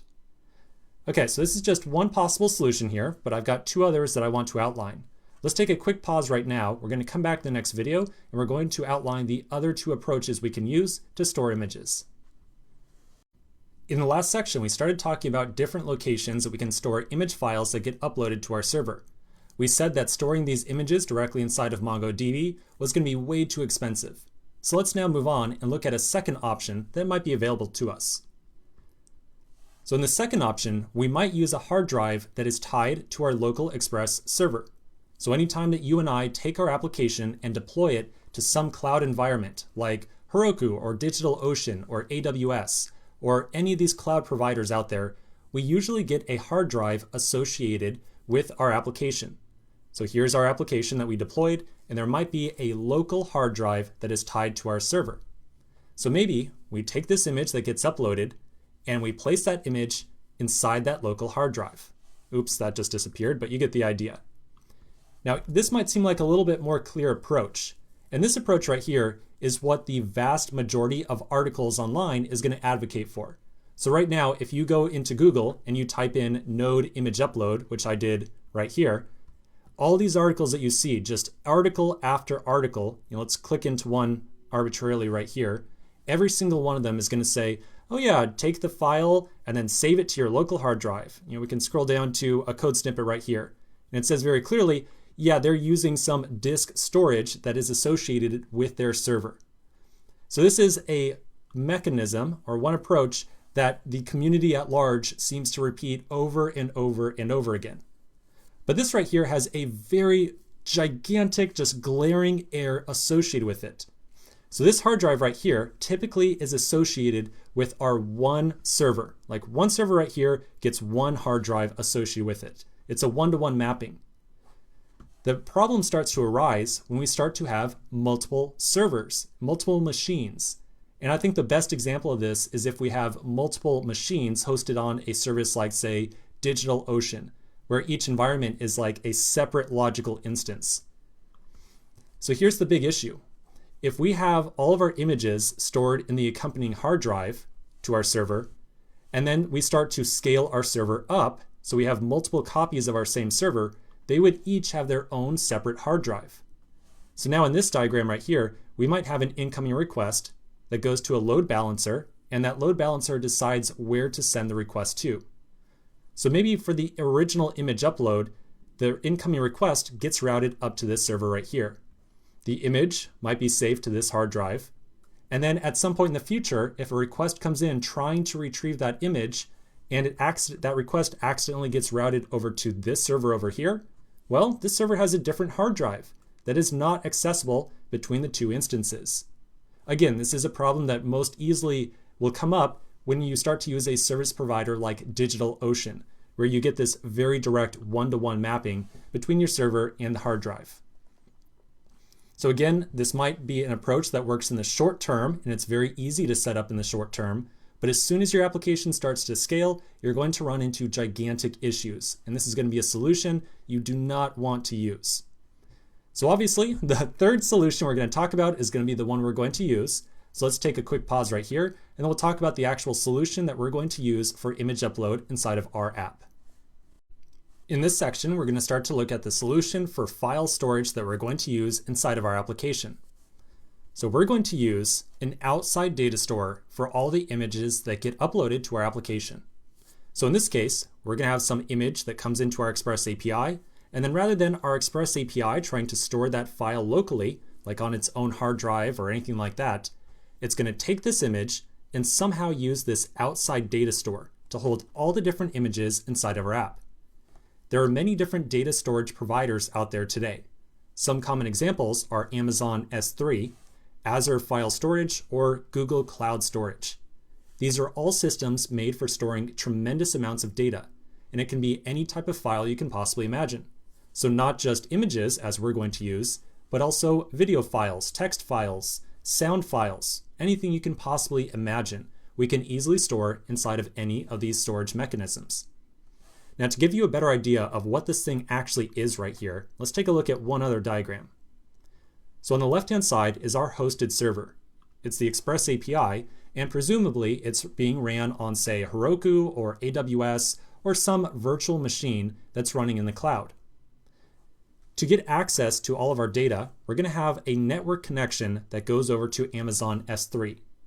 Internally, you can imagine that Amazon S3 has this massive, massive collection of hard drives.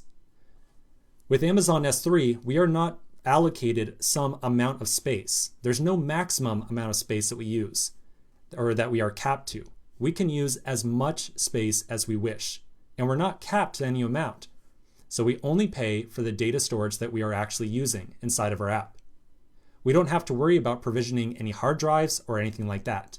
All we have to do is say, hey, please save this image for me, and Amazon S3 will take it from there. Now I'm saying Amazon S3 right now. Just to be clear, we could very equally use any of these other providers as well, not just Amazon S3. But S3 is seen as an absolute industry standard right now, at least in my opinion. So in this course, I'm going to show you how to do image upload directly over to Amazon S3. But all the techniques that we're going to use could be very easily repeated for Azure File Storage and Google Cloud Storage as well. Well, I want to tell you a couple more about some of the benefits of using these outside data stores as well. So the most incredible benefit that comes to mind very quickly is how much we pay. As of today, like the day that I'm writing this or creating this video, Amazon S3 charges you $0.023, or essentially 2 cents per gigabyte per month of storage.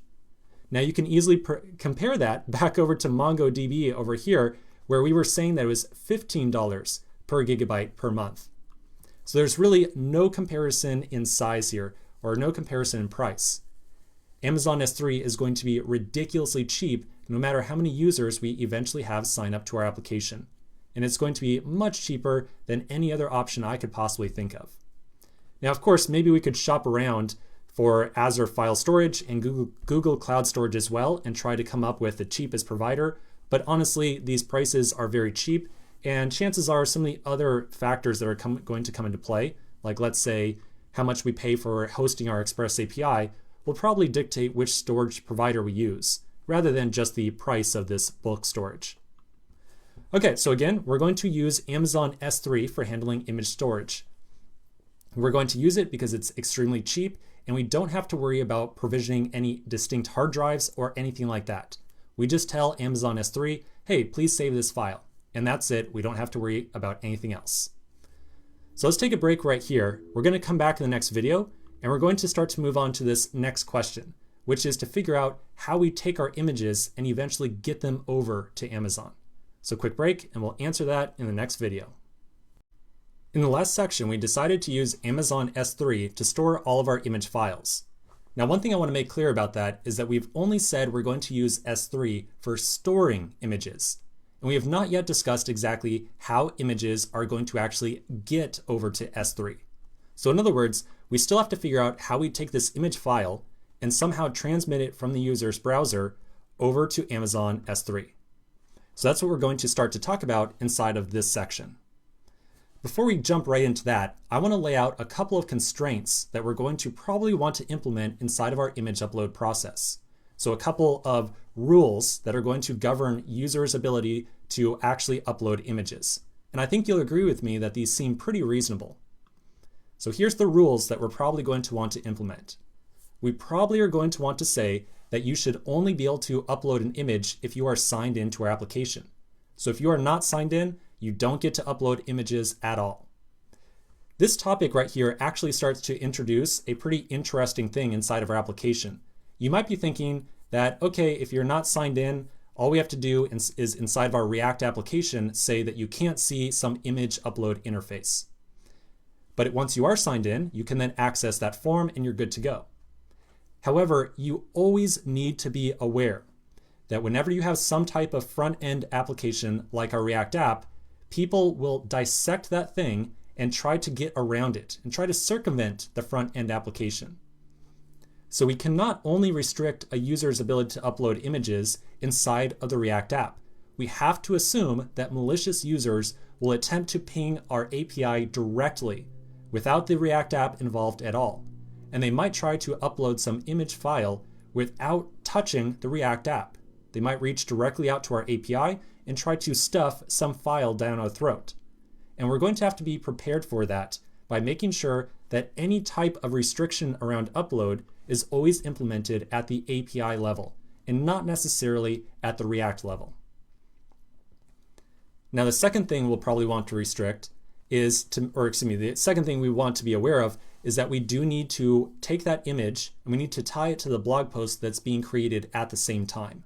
So let's not forget this requirement right here, and we did discuss that requirement a little bit ago as well. Then the final requirement, and I think you'll agree with me that this one is also very reasonable, is that we should only allow images to be uploaded. So in other words, files that end with an extension of JPG or PNG or something similar. Now this requirement right here is not like bulletproof security, because a user could very easily take an executable file and change the file extension to be JPG or PNG or something like that. However, we should at least check the file extension and verify that it is of an image type before we just go ahead and allow it to be uploaded. So I want to take these three issues now, and I want to point out something interesting about two of them. And this interesting fact might start to govern how we actually implement our image upload. So out of these two issues, the three, the first two right here seem to be directly concerned with logic that exists on our Express API. So the Amazon S3 data store is going to have no idea if a user is authenticated, right? The idea of authentication inside of our app is entirely encapsulated between our application and the user's browser. And our Amazon S3 data store should be considered to be a logicless, big old hard drive that we just dump files on.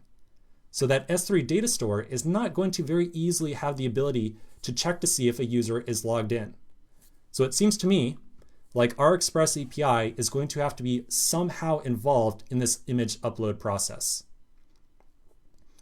Okay, so now that we've laid out these couple constraints here, and we've definitely established that our Express API needs to be somehow involved in the image upload process, let's take one more quick pause, and then when we come back in the next video, we're going to lay out one possible way of handling image upload over to Amazon S3. So quick break, and I'll see you in just a minute. In the last section, we started talking about some of the big concerns that we have as we start to move this image file over to Amazon S3. we're now going to take a look at a very common pattern for handling image uploads. And you're going to see that there is a tremendous number of products, blog posts, tutorials, everything you can possibly imagine that follow the pattern that we're about to look. But I'm going to argue that it's not a very good pattern, especially since there's a very easy workaround to it. So I'm going to show you what the design approach is, and we'll talk about what some of the issues with it are. Okay? Okay, so here we go. Here's our diagram. So on the left-hand side, we've got our browser. Here's our image file that we want to upload. In the middle, we've got our Express API, and then I've got a box right here that represents some temporary storage. Now, when I say temporary storage, I'm talking about the same type of storage that we spoke about a little bit ago in this diagram right here.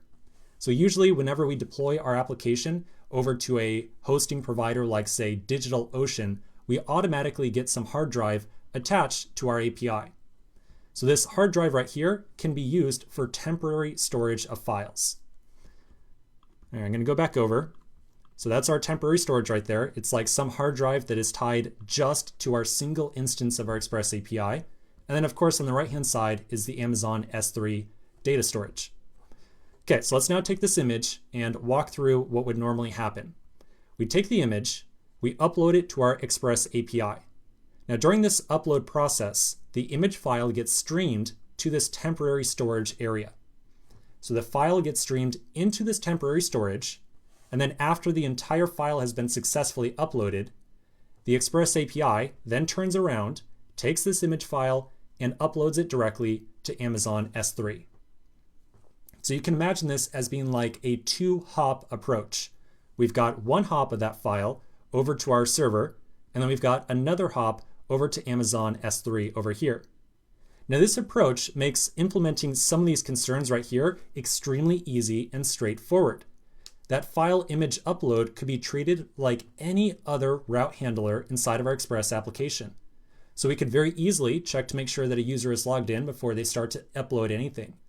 And then we can also very easily tie the creation of a blog post to that image upload and make sure that the two reference each other, like the blog post and that actual image file reference each other and have some actual connection. So without a doubt, this entire process would certainly solve some of our issues. However, I'm going to, again, like I said, I'm going to make a claim and I'm going to suggest that maybe this is not a very good approach and not the best one that we could implement inside of our application. So there is one issue here, and the issue is that it involves our Express API with that image upload. That means that our server right here is going to be using some amount of resources, like CPU and RAM, just for the process of having to somehow deal with this image file right here. And I'm going to claim that that is not ideal at all. Just to give you a very good illustration of how much CPU and RAM is used up when we do any type of file upload, I rigged up a very tiny little node server right here, just to show you how much CPU and RAM is consumed anytime we do file upload. All right, so let me tell you what's going on here. On the left-hand side, I've got a tiny little node server. It's just node, nothing else. This node server takes a single file upload, which I will select right now, and then I click on submit right here to actually upload that file. Then on the right-hand side, I've got my activity monitor, which is monitoring all the different processes running on my local machine. So this right here, this node keyword or this node line represents the server that is going to receive this file upload right here. So I'm now going to upload this file by clicking on submit, and then I want you to watch the amount of CPU that is consumed by this process. So I'll click on submit, and now the file upload is going. And then on the right-hand side, you'll see that the node process is taking about 12, 9, 8% of CPU just to deal with this single file from a single user. So what this means is that when we involve our node API in this entire upload service or this entire process, yeah, it makes handling some things a lot easier, but it also means that we're probably going to spend a tremendous amount more money than we have to just to handle image upload. And I don't know about you, but I definitely don't want to spend any extra money on my servers any more than I have to. I want to make sure that my node server is responsible solely for processing JSON data and nothing else. that will allow me to minimize the amount of money that I have to spend month to month on my actual hosting costs. So again, this is a pattern that you'll see involved with a lot of existing products, a lot of tutorials out there. They're all going to say, oh yeah, upload to your server and then forward the file on over to Amazon.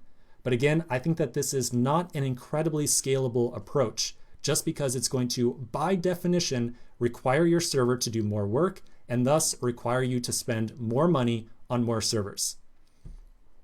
Now, I wouldn't raise such a big stink over this. I wouldn't make a big deal if there wasn't a better way of handling this situation.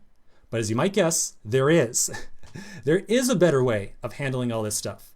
So let's take a quick pause right here. We're going to come back in the next video, and I'm going to show you a technique that we can use with Amazon S3 right here to skip all these extra resources being consumed inside of our application.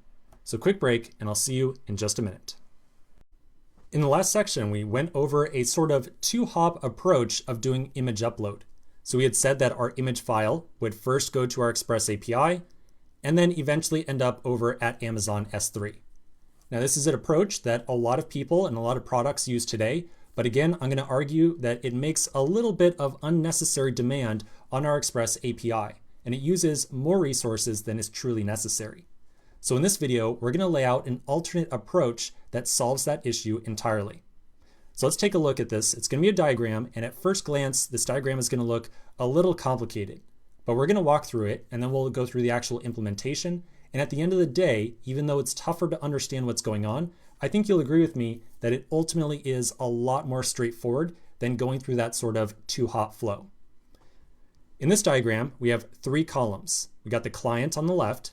So this is our React application, essentially the browser. In the middle, we've got our server. This is the Express API. And then on the right-hand side is S3. So let's zoom in on the top left, and we're going to walk through this diagram step by step. So everything starts off over here at the top left-hand side. Presumably, a user will try to create a new blog post. They'll select an image to upload and then click a submit button or something like that. When that occurs, our client, the browser, is going to create a request and send it to the server. Now, this request that is created does not contain the image. The request tells the server that it's about to try to upload a file directly over to S3. So this file is not going to touch our API at all. It's going to go directly over to S3. When this request is issued, it's also going to include some details about the actual file that's going to be uploaded, or the file that was just selected by the user. Specifically, it might include the file name and the file type. So this request goes over to our server, the server receives it, and then it puts that request on hold for just a half second. Okay, so that request right here, this one right here, it gets put on hold for just half a second. While that request is on hold, our server is going to make another request. So our server is going to reach directly out to Amazon S3. And our server is going to ask S3 for something called a presigned URL. A presigned URL is a very special link that is generated by S3. This URL can be used to upload exactly one file over to S3. That URL also encodes the exact file name and file type that was originally provided by the client. So in other words, this presigned URL is distinctly tailored for just that file that the user selected. So Amazon S3 is going to give our server back a presigned URL, and that URL is only going to be valid for one file upload of the given file name and file type. So that presigned URL will come back over to our server, and then our server is going to respond to the client request that was made originally up here with the presigned URL. So now our React client has that presigned URL, and it knows exactly where to actually upload the file, directly over to Amazon S3. So then our React client, remember that's the far left-hand side, is going to take that URL, it's going to take the image file, and it's going to upload it directly over to S3. So this line right here is really skipping over the server. It doesn't touch the server at all. The request goes over to Amazon S3, and the file then gets successfully uploaded. After the file is uploaded, the React client will then tell our server that the upload was successful. And the server will then take the new URL for that file that was just generated, and it will create a new blog post and somehow tie the two together. Okay, so at a very high level, that is the flow that we are going to use for implementing extremely scalable image upload. So the reason that this is so scalable is that it does not touch our servers at all, or at least I should say it touches our servers just a tiny, tiny little bit. So yes, we do have to still generate that pre-signed URL during the first step up here, but we are not handling the actual image upload at all. So we don't have to expend any RAM or CPU in processing that file or saving it or anything like that on our own servers. Instead, it delegates all that work directly off to S3, and S3 essentially bites the bullet of doing all that processing for us. Now, this entire flow right here might seem like it has a hole in it or two. Whenever we start thinking about image upload, one of our chief concerns is about security of how we're handling these data files and what files we actually allow. So let's take a pause right now. We're going to come back in the next video, and we're going to talk a little bit more about this pre-signed URL that gets generated. And I specifically want to tell you a little bit more about why it is a very secure process when we're using this pre-signed URL. So quick break, and we'll talk about security in the next video. In the last section, we laid out a flow that we're going to use to allow users to upload images directly from their browser over to Amazon S3.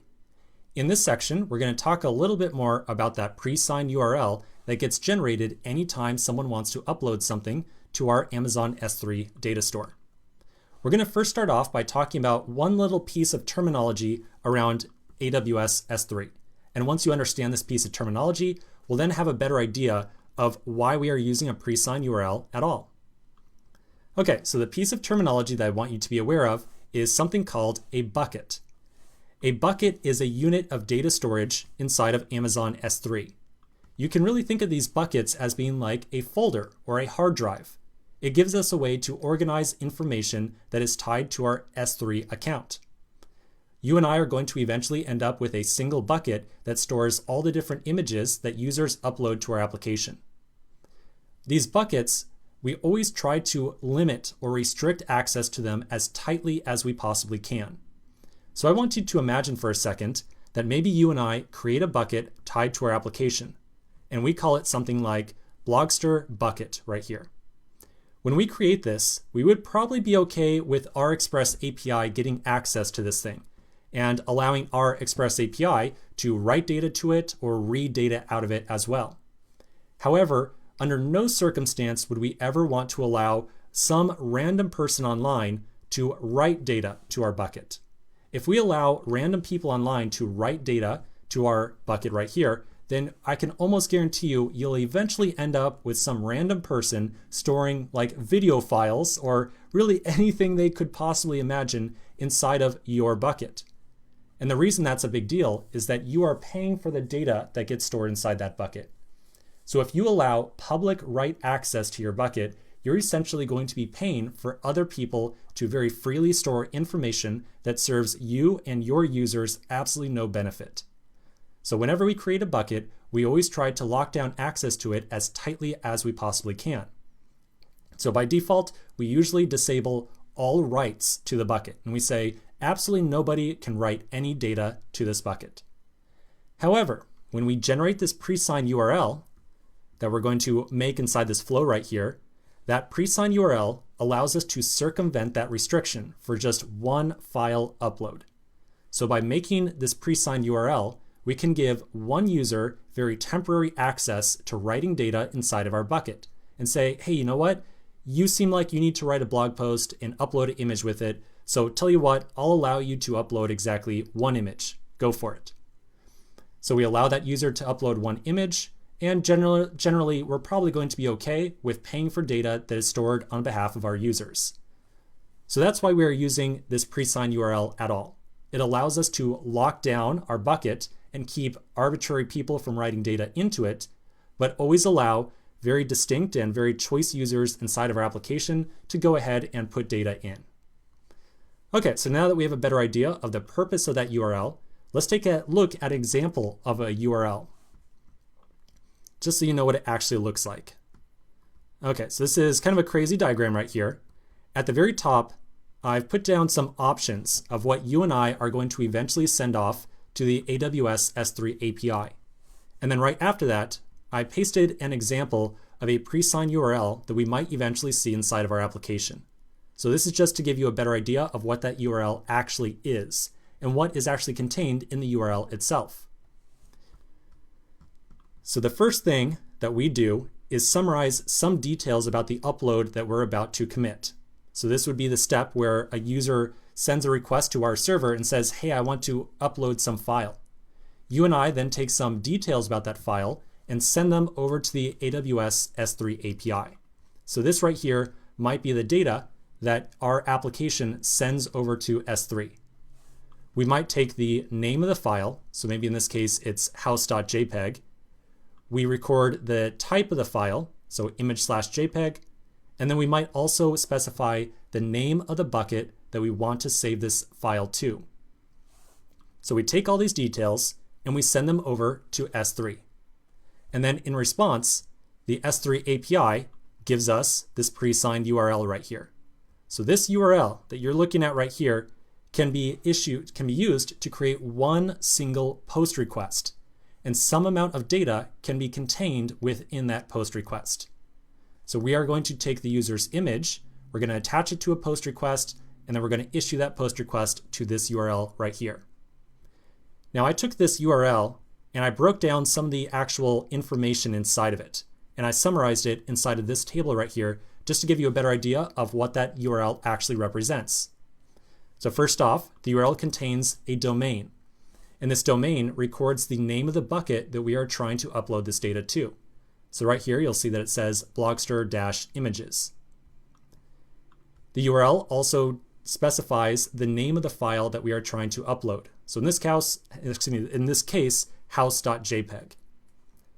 The URL also has an AWS Access Key ID property.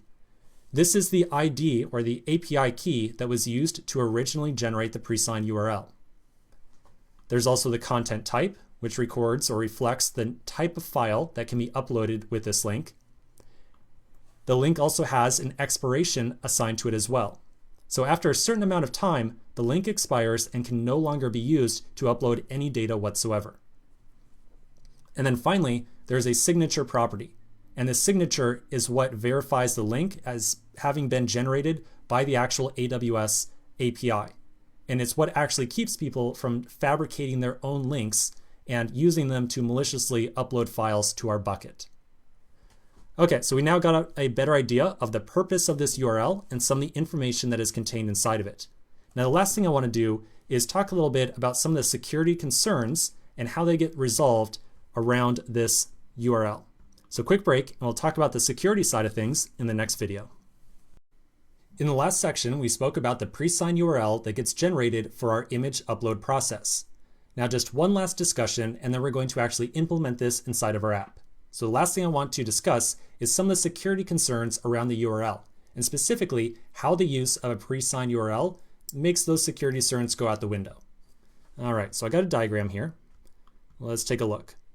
So on the left-hand side of this diagram, I've listed out some features of that pre-signed URL. And then on the right-hand side, I've listed out some of the security issues that those features solve. So the first feature that we need to be aware of is that that URL can only be used to upload one single file. So it can be used one time for one file. Because of that, we solve a very distinct security issue inside of our application. It can potentially keep people from spamming our S3 bucket with a ton of file uploads.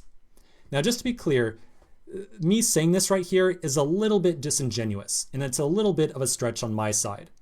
There's nothing about the URL itself that keeps people from spamming our bucket. Instead, what I mean to say by this right here is that whenever someone wants to upload a file, they have to ask us for a pre-signed URL. So we could potentially, inside of our API, implement some type of rate limiting process that keeps people from asking for too many URLs too quickly. So there's nothing necessarily about the URL itself that keeps us from experiencing any type of spam. It's the fact that the URL can only be used one time, and the fact that we can gate or kind of intercept the generation of that URL that keeps people from spamming our bucket. Now the next thing about that URL is that it encodes both the file name and the type of file. So this is extremely handy because it will prevent our users from trying to maliciously replace a file after they have generated a URL. So a user cannot say get a URL for one file and then actually use the URL to upload a completely different file. This is important because it keeps people from, say, trying to say that they're going to upload an image and then actually upload a video file or upload a executable of some sort. Next, the URL can have an expiration tied to it. Now, the expiration that's tied to the URL is entirely configurable. So you and I can set some rule that says that the URL that is generated will expire automatically after, say, 10 seconds or something like that. This is really handy because it prevents people from trying to obtain the URL of someone else who is signed into our application and then use that URL to upload a file on behalf of someone else. In theory, the URL might be able to expire before that malicious user is able to get a copy of the URL and use it themselves. Next, the URL is generated by a secure connection between our API and the AWS servers. And this is extremely handy because it means that users cannot somehow generate their own URL or intercept that process and make some type of URL on their own. So the generation of these URLs you can really consider to be quite secure. And we don't really have to worry about someone making their own URL and then uploading a ton of files on their own with any type of file name or file type that they want. And then finally, and this is a very important fact right here, the URL that is generated only works for the S3 bucket that it is created for. So in the example we just saw a moment ago, right here, notice how we specified the bucket that we wanted to upload this file to when we initially went over to the S3 API. So that URL is only going to be good for that specific bucket. And it means that someone cannot get a URL for one bucket and then actually use it for another one, which is extremely handy. Okay, so now we have a better idea of some of the security issues that are resolved with this URL. Let's continue in the next section, and we're going to start the actual implementation of all this inside of our project. So quick break, and I'll see you in just a minute. In this section, we're going to start implementing image upload inside of our application. We're going to first start off by adding our image selector to that screen where a user will review all their inputs to create a new blog post. Now this is going to require us to write a little bit of code on the React side of things. Keep in mind that this is a nodejs course, so I don't really expect you to know absolutely anything about React. For the most part, we're going to speed through the React side of all this stuff and really focus way more on the nodejs side. So let's get through the React side as quickly as possible. I'm going to first open up my code editor, and then we're going to open up the file that is responsible for showing that review page to our users. I can find that inside of the client, src, components, blogs, and then blog form review.js file. So this file contains a React component that is displayed anytime a user needs to review their inputs for creating a new blog post. And recall, that's where we want to show our file picker input. So inside this file, I'm going to scroll down a little bit until I find a function called render, and it's going to be towards the bottom of the file. So here we go, the render function right here. So we're going to first start off by adding a text, or not a text input, but a file selector to this thing. So between the render fields and render button function calls, I'm going to add in what looks like an HTML tag, and it's going to be an input element. So I'll place input with a type of file. So this is what allows us to select some file off of our hard drive. And then I'll specify that it should only accept image files. So I can do that by saying accept equals image/star, like so. And then I will close off the input tag. Now notice that I'm using double quotes here, not single quotes. So please make sure you are using double quotes as well. Now if we just show an input element to our users, it might be a little bit strange. So I'm going to put a header right above this thing. I'm going to place an h5 tag, like so, that says add an image, just to make it a little bit more obvious what this input right here is for. All right, so I'll save this thing. And then let's go check this thing out inside of our browser just to make sure that this change works the way we expect. So back inside my browser, I'll open up my application again. Then to get to that review form, I'm going to click on the red button down here to make a new blog post. I'll enter in some title, my content, and then I'll click on Next. So here's the review form, and you'll notice here's our header, and the file selector is right here. So we can now click on Choose File, and we will be prompted to pick some type of file off of our hard drive.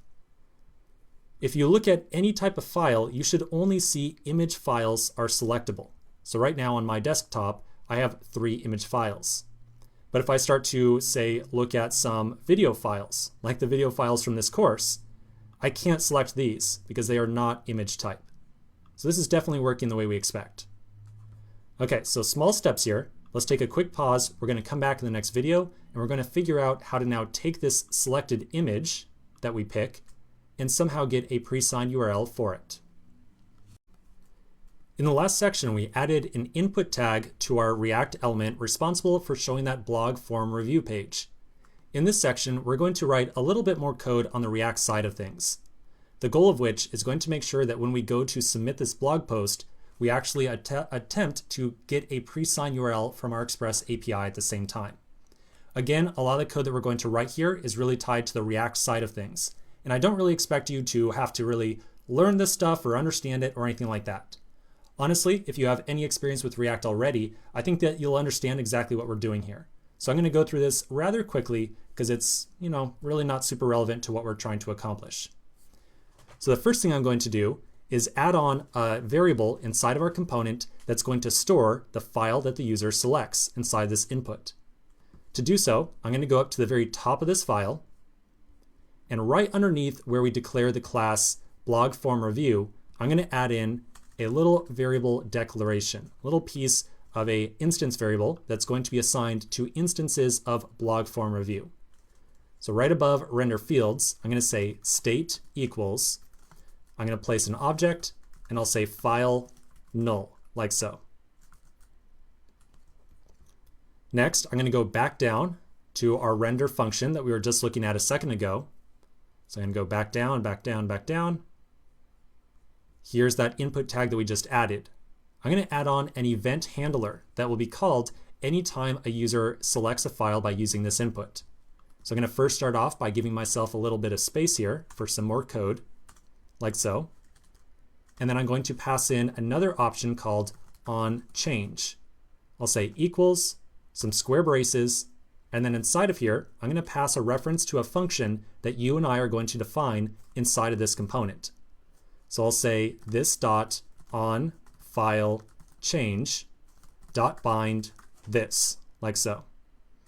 And then we will define this function inside the class that we are in right now.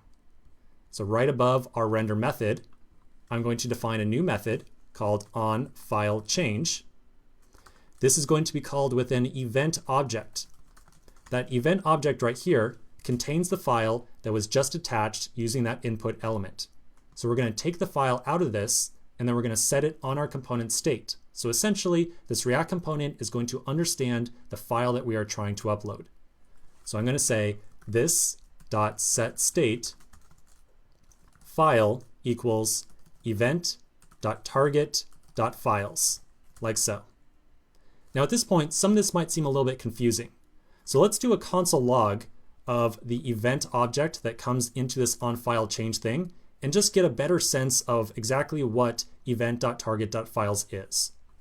So I'm going to say console.log event.target.files, like so. I'm then going to save this component, and then we'll go test this out inside the browser, just to get a better sense of what we're working with here. So back inside the browser, I'm going to first refresh the page. I'll then start to create a new post. So I'll say my post, I'll give it some content, I'll click on next. I'm then going to open up my console so we can see any console logs that appear. And then I'm going to choose a file from the selector. So I'll pick this screenshot right here that I just created. And then inside of the browser console, you'll see the console log of that event.target.files thing. So event.target.files is what we refer to as a file list. You can think of this as being like an array that contains a reference to all the different files that we just attached to this input right here. In particular, it contains the name of the file and the type as well. We can also use this file object right here to get access to the underlying image file that actually exists on our hard drive. But what's much more relevant for us right now, because remember, we eventually have to generate that pre-signed URL, we get the name of the file and the type as well, which we very well know are two very important pieces when it comes to generating that pre-signed URL.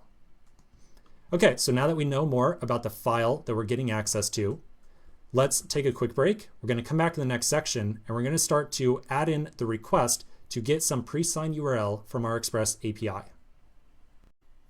In the last section, we saw a console log that represented all the files that the user selected from this selector right here. Now, one thing I want to point out to you that's a little bit interesting is that anytime we use this input, we can only select one individual file at a time.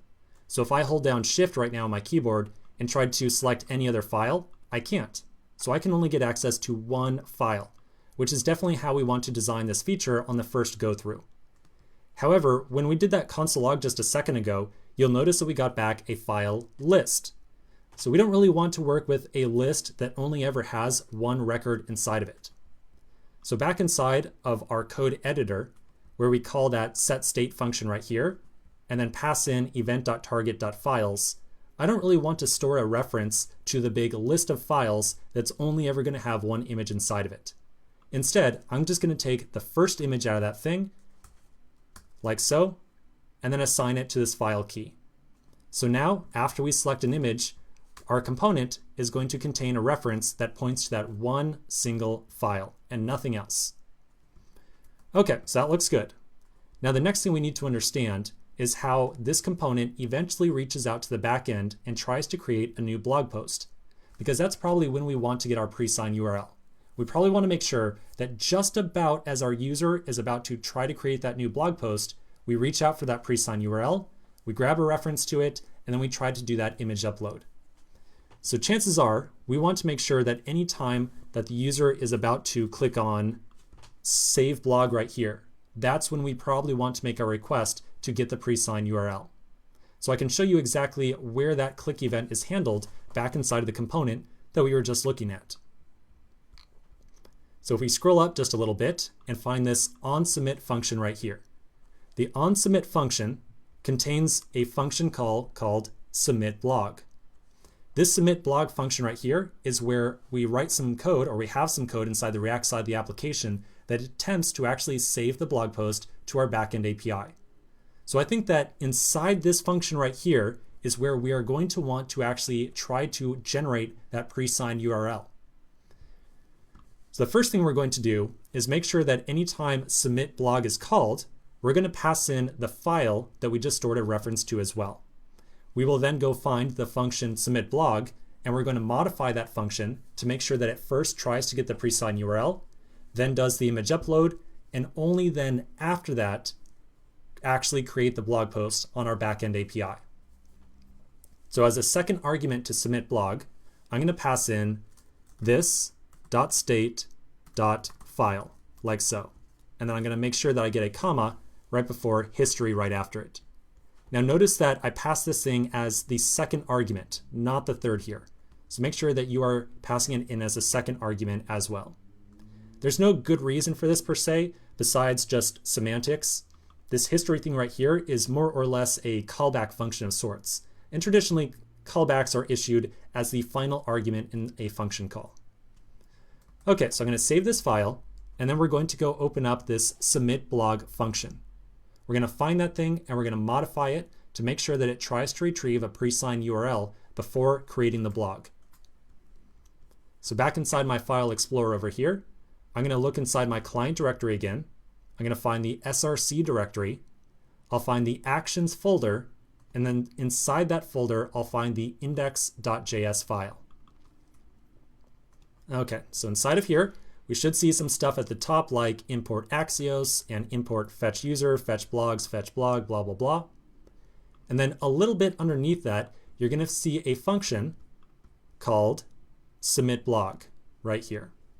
So this right here is the function that tries to make a post request to our backend API with some values for the blog post that is about to be created. So this function right here is where we're going to write all of our logic to handle all of our file upload stuff on the client side. Let's take a quick break right now. We're going to come back in the next video and we're going to look at a diagram that's going to explain exactly what we want to try to accomplish inside this function. So quick break and I'll see you in just a minute. In the last section, we started taking a look at the SubmitBlog function. We're going to first start off by getting a better idea of these 3 lines of code right here, and then we'll talk about how we're going to modify this to allow for some amount of image upload. So let's take a look at a quick diagram. Here we go. So this is what is happening with those 3 lines of code right now. Here's line 1, line 2, and line 3. That very first line of code is issuing a post request to our backend API with the intent of creating a new blog post. So that's what's going on with this first line right here. Once we then successfully create the blog post, we then tell our application to automatically navigate our user back to the big list of blog posts on the /blogs route. So as you might guess, that's line number 2. And then finally for line number 3, and this is kind of getting into the internals of Redux, which we're not going to dive into heavily inside this course, that last line of code is essentially telling the Redux store that we just created a new blog post and that it needs to be aware of it. But again, we're not going to go too deep into that line of code. So now we understand the code that's inside that function right now. I want to show you another diagram that's going to show you how we're going to modify that function. All right, so very similar diagram right here, but I've added 2 steps at the very top. So the first thing we're going to do with this new refactor is to attempt to actually upload our image. So we're going to say that we always try to do our image upload first, and if anything goes wrong during that process, we are not going to attempt to create the actual blog post. So if anything goes wrong with uploading that image, we basically call off the entire request and we say, all right, something went wrong with the image, let's figure out what went wrong, and we're not going to create the actual blog post itself inside of MongoDB. So that's what's intended to be represented by this little arrow right here. We're going to say that during these image upload steps, if anything goes wrong, do not attempt to do any of these other steps inside there. Okay, so these 2 steps themselves, I think you can kind of guess what's going on with them. The first thing we're going to do is to make use of that entire Presigned URL system that we spoke about a little bit ago. So we're going to attempt to reach out to our backend API and get a Presigned URL.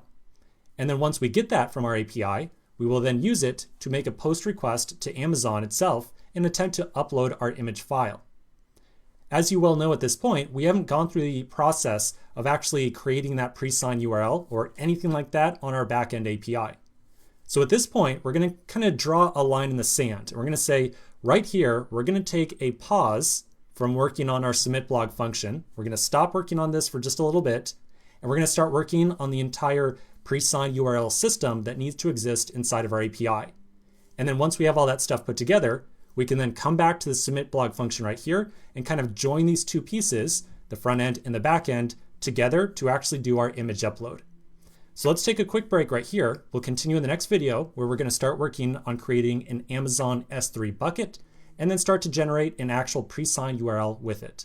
So quick break and I'll see you in a minute. In the last section, we started talking about how we're going to pivot from the front end of our application to working on the back end instead. So I'm going to close my index.js file right here, and we're going to first start off on the back end for all this image upload stuff by doing a quick review of the entire Presigned URL process. Okay, so I'm sure you remember this diagram. At present, we just finished up some aspects of the client, so we kind of finished this right here. And we left off that SubmitBlog function saying that the function itself needs to be able to make a request to our backend server to ask for a Presigned URL. So that was kind of step 1 right here, asking for the URL. It's now going to be us on our API server to set up some infrastructure so the server can actually ask Amazon S3 for that URL. And then once we do that, we can take the URL and send it back to the client. To ask Amazon S3 for an actual Presigned URL, we first have to go through a little bit of setup. So there's 2 things we have to set up inside of Amazon before we start this right here. So the first thing we have to do is make sure that inside of Amazon S3, we create a bucket. Remember, a bucket is kind of like a folder where we store some amount of data. We're going to create a bucket with the sole purpose of storing all the images that get uploaded inside of our application. So to create that bucket, we're going to log on to the Amazon Web Services console and go through a little wizard to create the actual bucket. After we go through that process, we're then going to generate something called a set of user credentials to use on AWS to get access to that particular bucket. So right now, I want to do a very quick aside on the purpose of these separate set of credentials that you and I are going to create, because they're going to be extremely important in the context of this course, and making sure that as you start to work with these API keys, you manage them in a secure fashion. So I'm not just talking about like in production, I want you to use these keys in a secure fashion. I mean, even in the context of this course, I want to make sure that the API keys that you generate to use with Amazon Web Services are maintained in a very secure fashion. So as we go through this entire process, I want to tell you right now, and I'm going to repeat this many, many times in the next couple of videos. When you and I generate a set of user credentials on Amazon Web Services, it is absolutely critical that you do not accidentally commit those keys to GitHub or accidentally publish them anywhere else. Because if those keys get out in the wild, then any other person in the world could potentially use those keys to store information under your Amazon Web Services account, which would potentially cost you a good amount of money. Now, to limit the scope of how much damage someone could do if they got access to your keys, we're going to use a service on Amazon called IAM, which is short for Identity and Access Management. We can use this IAM service to create a new set of credentials with a severely limited scope of access on the platform. So you and I are going to make a set of user credentials. And just to be clear here, when we say user credentials, we're not talking about our users who use the application. We're talking about users like you and me who are going to wire up our API to work with AWS. So we're going to use IAM to make one set of user credentials that can only work with Amazon S3. And they cannot work with EC2 or ECS or any other service on Amazon Web Services. Again, the entire idea behind this is to make sure that if these keys ever get out in the wild by mistake, someone is not going to be able to take over control of your entire account or make a ton of new instances that would cost you a lot of money. When we create these user credentials that are going to be limited to Amazon S3, we're even going to go one step further than that. And we are going to actually create a set of credentials that are going to work only with this bucket that you and I are about to create. So we're going to make a set of API keys that work only with this one individual bucket. So if these keys ever get lost in the wild, that is a very, very, very limited amount of bad things that they could do on your AWS account. In particular, they will only be able to manipulate some settings on this one particular bucket, and they won't be able to, say, create other buckets or create instances of new virtual machines that cost a lot of money or anything like that. So again, I just want you to be aware that we're spending a lot of time on kind of the security side of the stuff, because obviously it's really important, and I just want to make sure that you don't accidentally leak these credentials out in the wild. So enough of me talking about security. Let's take a quick pause. We're going to come back to the next video. We're going to create our bucket that's going to hold all of our images, and then we're going to use IAM to create a set of user credentials that will allow us to manipulate that bucket. So quick break, and I'll see you in a minute. In the last section, we started talking about using S3 to create a new bucket and a new set of user credentials to access that bucket. Let's now get started by creating the new bucket itself. To create the bucket, we need to get access to the Amazon S3 console. I'm going to open up a new browser tab, and inside of it, I'll navigate to aws.amazon.com. This is going to pull up the AWS homepage, and on the top right-hand side, I'll find the link to sign into the console. Once I'm signed in, I'm then going to search for the S3 service inside this very prominent search bar. So I'll look for S3, and it's probably going to be the first result in this list. This will take me to the S3 dashboard, which allows us to manage all the different buckets that we have created inside of our account. You'll notice that I've already got a number of buckets here. None of those other buckets I have are related to the one that we're about to create. So if you don't have any buckets, that's totally fine. I'll find the Create button link on the left-hand side and click on it. And this is going to present a little wizard that we're going to go through to make this new bucket. We are first prompted for the bucket name. The name that you select right here is eventually going to be reflected in the URL that gets assigned to the bucket itself. So I encourage you to not do something silly or funny here, because in theory, other engineers might eventually see this string as well. Me personally, I'm going to use a name like my blog bucket 123. The one thing that you do have to be aware of is that this bucket name has to be unique against all other buckets in the same region. So you can't use the same name as someone else who is using the S3 product. So you should probably not be able to use my blog bucket, 123. If you do, you'll probably see a little error message. Then right underneath that, you'll find a region selector. You can use absolutely any region you wish, but for right now, I recommend you pick a region that's physically close to you. And so I've got US West selected right here, which is reasonably close to my physical location. I'll then click on Next. This allows us to set another couple other properties that are tied to the bucket. None of this is relevant for what we are doing right now. So I'll click Next again. And then we get prompted to set permissions on this bucket. We're not going to use any of this permission stuff that you see right here just yet.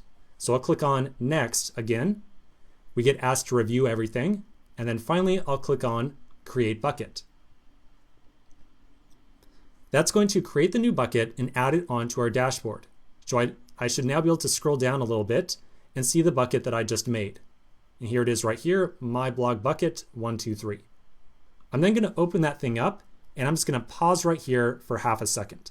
So let's pause right here. We're going to come back to the next video now that we've created this bucket, and we're going to use IAM to get access to that set, or excuse me, we're going to use IAM to create a new set of user credentials that will give us access to only the bucket that you and I just created. So quick break, and I'll see you in just a minute. In the last section, we created a new bucket that's going to eventually hold all the images that get uploaded to our application. We're now going to make use of Amazon IAM to create a new set of user credentials. These credentials are going to allow our API to get access to this one particular bucket. Remember, we're going through this entire extra IAM process to make sure that if our API keys ever get shared accidentally, someone who finds our keys is only going to have access to this one particular bucket right here, and this will dramatically limit the scope of damage that they could do to our account. So let's get to it. I'm going to go back over to my S3 open window right here, where I'm still looking at the blog bucket that I just created. I'm then going to open up the services panel, and I'll search for IAM. Now I'm not going to click on the link right away. I'm going to right click it, and I'm going to open it in a new tab, just so that I still have my open bucket window still available right here, because we will want a little bit of information off this page in just a moment. Then over on the IAM console, you're going to see a couple of different tabs on the left-hand side, none of which seem to be very clearly labeled something like credentials or anything like that. So some of the terminology around IAM is kind of confusing. So let me tell you exactly what's going on with it and give you a better understanding of exactly what you and I are about to do. Inside of AWS IAM, there are two different structures or two different types of records among several others. One is called a policy and the other is called a user. You and I are going to make both a policy and a user. A policy is a record that describes what someone or something can do inside of AWS. So we might create a policy that says this person, or let me take that back. We might create a policy that says a person can create a new bucket, or a person can upload images to a bucket, or a person can create a new virtual machine on Amazon EC2. So again, policies describe what something can do. Policies alone, however, don't actually get assigned to any particular person or record automatically. And that's where a user comes in. So a user represents an actual person or application inside of our Amazon AWS account. You can imagine that our API kind of represents a person or an entity of sorts. So you and I are going to create a user that represents our blog API. We are also going to create a policy that allows access to the blog bucket that you and I just created. We'll then take that policy and apply it to our API user. And that's how we're going to eventually end up with a set of API keys that are limited in scope to just our one single bucket. Now, if this all sounds kind of confusing, that's totally fine because this AWS stuff really is very, very confusing. But at the end of the day, this is not quite the entire purpose of the course, so let's just get through this step and come out on the other side with our set of API keys that we need. So I'm going to go back over to my IAM console. We're going to first create a policy that allows us to get access to this one particular bucket that we just created. So I'll find the Policies button on the left-hand side, and then I'll click Create Policy at the very top. Now you're going to see something selected by default called the Visual Editor. So we can use this editor right here to create a new policy from scratch, which is exactly what we want to do. We want to make a new policy that is going to allow us access to just the one bucket that we just made. We first have to select a service. The service is the name of some product that exists on Amazon S3, or excuse me, Amazon Web Services, such as S3 or EC2 or ECS or whatever else. So we're going to do a search for S3, and then we will select it. Next, we have to specify what we want to allow people to do if they are assigned this policy. So we want to allow access to our bucket that we just created. We're going to say that if you get this policy, you get access to all actions. Technically, this set of API keys that we are about to make doesn't actually need all S3 actions. For example, our API doesn't actually need to say list all the records inside of a bucket, and it doesn't need to actually read anything inside of a bucket. But just for the sake of discussion, you and I are going to enable all actions.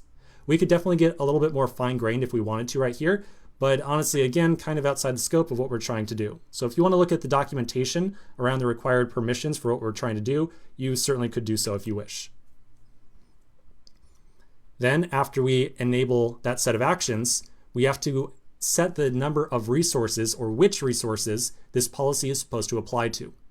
So our policy that we're supposed to make here, or that we're trying to make, is going to enable access to that one bucket that we just created. So we're going to enable access to the bucket by finding the bucket option right here, and we're going to click on Add ARN to restrict access. ARN right here is kind of like an identifier that Amazon uses. So we need to make sure that we specify the actual bucket that we just created. So I'll click on ARN, and I get prompted with this little menu right here that asks us to type in the bucket name that we want to allow access to. So that's why I kept this window open over here for just a little bit, because I did not want to forget my name. So my bucket name is myblogbucket123. So I'm going to enter that exact name in here. So myblogbucket123, like so. And then I'll click on Add. Now you'll notice that it also is asking for something about an object right here. An object is referring to an actual file that exists inside of our bucket. So inside of a bucket, we want our user or our policy here that we're creating to get access to every single record inside the bucket. We want to make sure that this policy has the ability to read or write to any file that's created inside of here. So for this record, we can either click on the checkbox that says any over here, or we could also click on Add ARN and do the exact same thing. Actually, I take that back. We cannot click on the any over here. I apologize. We do have to click on Add ARN, and we have to put in the bucket name here as well. That was my mistake. So again, we'll put in the exact bucket name that we just created over here. So for me, it's myblogbucket123. And then for the object name, that's where we want the any. That's where we want it. So we're not limiting access to any particular file that gets created. We're saying that this policy can freely create, delete, whatever, everything inside the bucket. And then finally, we'll click on Add. Now there's nothing else that we need to do for this policy, so we can click on Review Policy at the bottom, and it will ask us to enter a name for the policy. So for this, I'll use a very plain name, something like S3 blog bucket. You can enter a description if you want, and then we can do a quick review of what we are allowed to do with this policy that we just created. Finally, I'll click on Create Policy, and that's pretty much it. So we've now got our policy called S3 blog bucket, and if we search for it right here, we should see it appear. you'll notice that it says attachments of 0, and that means that no entity, no user, no resource, nothing inside of our IAM product has been assigned this policy just yet. So let's take a quick break. We're going to come back to the next video, and we're going to use this policy to create a new user and attach the policy to that user. So quick break, and I'll see you in just a minute. In the last section, we put together a new policy that is going to allow us to get access to our bucket. We're now going to create a new user and assign this policy to that user. Remember that when we're saying user right now, we're really referring to our API. So we're going to eventually generate a set of API keys that are tied to this user that we're going to create, and we're going to use those keys from inside of our Express API. So I'm still on the IAM dashboard, and I'm going to go over to the left-hand side and find the Users tab. I'll then click on Add User at the very top, and I'll enter in my username. So again, for this thing, I'll put something like S3 blog bucket. Right underneath that, we get prompted for our access type. We can do one or the other or both of these options. Essentially, programmatic access right here is referring to getting a set of API keys that we can use to interact with this resource that we're trying to deal with. And AWS Management Console enables us to actually log on to the AWS console that we are essentially looking at right now. So for us, we're not going to somehow use this API to log into the web portal to manage our AWS resources. We only care about giving it programmatic access. So that's all I'm going to select here. I'll then click on permissions, and we're going to try to attach an existing policy directly to this user that we are creating. And this is going to be the policy that you and I just made. So I'll click on Attach Existing Policies, and then we're going to search for that S3 policy that we just created. And here it is right here, S3 blog bucket. So I'll select the check mark, and then go down to the bottom and click on Review. So we just get prompted with what we just entered exactly, and then finally I'll click on Create User. And finally, that's going to create our actual set of API credentials that we can use to get access to the bucket that we just created. So you will be prompted with your access key ID and your secret access key right here. Now this secret access key is the thing that you absolutely, unequivocally need to keep safe. So you do not, under any circumstance, want to accidentally commit this key that you're going to click on Show in just a little bit right here. You don't want to commit it, you don't want to share it, you don't want to email it, nothing like that with no one else in the world. So make sure you keep this key very safe. We do need to get access to our key and secret access key inside of our actual application, and that is, of course, the purpose of the config folder inside of our project directory. So back over here, remember that we've got the different files for all the different environments that we're going to eventually place our project inside. The key that we just generated is going to be used only inside the dev environment. So I'm going to open up the dev.js file, and then inside of here, I'm going to create a new set of keys, or a new set of key value pairs, that are going to hold the access key and the key ID that we just saw back over there a second ago. So inside this file, I'm going to create a new record of, let's do, what should we call it? Let's do access key ID. Make sure you've got a lowercase d right here. And then we will enter in the access key ID that we just saw a second ago. So here's mine right here. I'll copy it and I'll paste it in here as a string. And then right after that, I'll put in my secret access key. I'll go back over, click on Show. I'll copy this key, and then I'll paste it back over here. Now, if you are watching right now, I can guarantee you that I have already disabled access to this key. So don't bother copying this thing. I've already disabled it. Unfortunately, you cannot reuse this key. Okay, so that's pretty much it. As a reminder, you do not want to commit the contents of this dev.js file or any of the other files inside of here if you end up putting any of these keys inside them. To make sure that you do not commit these files, you can add a new record to the .gitignore file right here. So for example, I could add in dev.js like so, and that will keep me from accidentally committing any of the contents of that dev.js file. All right, so now that we've created our new user and we've gotten API keys for them, we can continue in the next section where we're going to start putting together a new route handler to allow us to get a new pre-signed URL to upload images directly to our bucket. So quick break, and we'll continue in the next video. In the last section, we used IAM to create a new user who has the ability to manipulate that one single bucket inside of our AWS account. So we've now copy-pasted those credentials into our dev.js key file, and we're now ready to install what's called the Amazon SDK, which is going to assist us in creating the pre-signed URL that we need to get access to our bucket. This SDK is an NPM module that automates some very common processes around AWS and interacting with it through its API.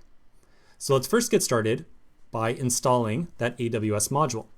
Back over at my terminal, I'll run npm install --save AWS SDK, like so. And we'll just let that do its thing. While that's running, I'll then flip back over to my code editor. So we need to start thinking about how people are going to eventually get that pre-signed URL. I think it makes sense to probably create a new route inside of our application that our users, or really our React application, can make a request to get that pre-signed URL. And that's really going to fit that first stage of the diagram that we were looking at a little bit ago. So I think that you and I need to make a new route handler on our server that's going to handle this initial request. And then inside that route handler, we will go through this entire flow right here, these two steps, where we reach out to the AWS S3 bucket and attempt to get that pre-signed URL created. So in this section, we're going to create a route handler that's going to take care of this entire task. Now, if you think about it, we have two sets of route files right now. We've got auth routes and blog routes.js. I know that we're doing something that is very closely related to creating blogs inside of our application. So you might want to place all this kind of pre-signed URL logic into that blog routes file. However, it's entirely plausible that we might eventually allow image uploads for other things inside of our application as well. Like maybe we want to allow image uploads for profile images or for, I don't know, just something else, I guess. So maybe we don't want to tie all this upload stuff directly to the creation of blogs. So I'm thinking maybe we create a new separate file that will house all the logic around getting this pre-signed URL. And it won't be specifically tied to just handling blog posts inside of our app. So to create a new place to put these routes, I'll make a new file inside the routes directory, and I'm going to call it upload routes.js, like so. And then inside of this file, we'll place all the logic we need to get a new pre-signed URL from our S3 bucket and respond back to our React application with the URL. Let's first get started by making sure that we hook up this routes file to the rest of our application. As a quick reminder, if you go back over to, say, the blog routes file right now, notice how all these routes files are supposed to export a function that gets called with our Express app. And then that app has routes attached directly to it. So back inside of upload routes, I'm going to create a new function that gets called with our app, and I'll export the function immediately, like so. I'll then save this file, and I'll go back to my root index.js file and make sure that I wire this thing up, along with all the other route handlers. So inside of index.js, I'll scroll down towards the bottom, and you'll find the other statements where we hook up those route handlers. I'm going to add a new one down here of routes, upload routes, and I'll pass in the app. One thing I commonly get asked about is this two set of parentheses, one after another. When we do the require statement right here, that returns a function, because remember, we just said that inside upload routes, we want to export just this arrow function right here. So that require statement eventually gets resolved to be a function. That's like this set of parentheses right here. The second set of parentheses is added in to immediately invoke that function and pass in the app along with that invocation. So that's why you see these two sets of parentheses. Okay, so let's save this file, and then back inside of our upload routes file, we'll start working on this new route handler. So I think that we'll say that if anyone makes a request to a route of something like API/upload, we will assume that they want to get a new pre-signed URL to use to upload some image or whatever else. So inside the function, I'm going to create a new route handler to deal with the route API/upload, like so. And of course, we will define our rec and res. All right, I think this is a good start. Let's check on the progress of our AWS SDK back over at the terminal. It looks like that's all done. Very good. Let's pause right here. We'll come back in the next video and we will continue working on our route handler. So I'll see you in just a minute. In the last section, we started working on a new route handler that's going to deal with generating a pre-signed URL for our React application. So we created a new route with a API/upload path. We made it respond to GET requests. And inside of here, we're going to eventually have to get a pre-signed URL from our AWS bucket and respond with it. Again, the entire purpose of this route handler is to take care of these first two steps that you see right here on this diagram. So asking S3 for the pre-signed URL and then responding to the React client with it. Now there's a couple of different steps that are going to go inside of here, but I think that you've probably got a reasonable idea of what we're trying to get at right now. In just the last section, we installed that AWS SDK NPM module. So we're going to import that module. We're going to set up that module with the access keys that we just defined inside of our dev.js file over here. And then we can use that SDK to automatically generate the pre-signed URL for us.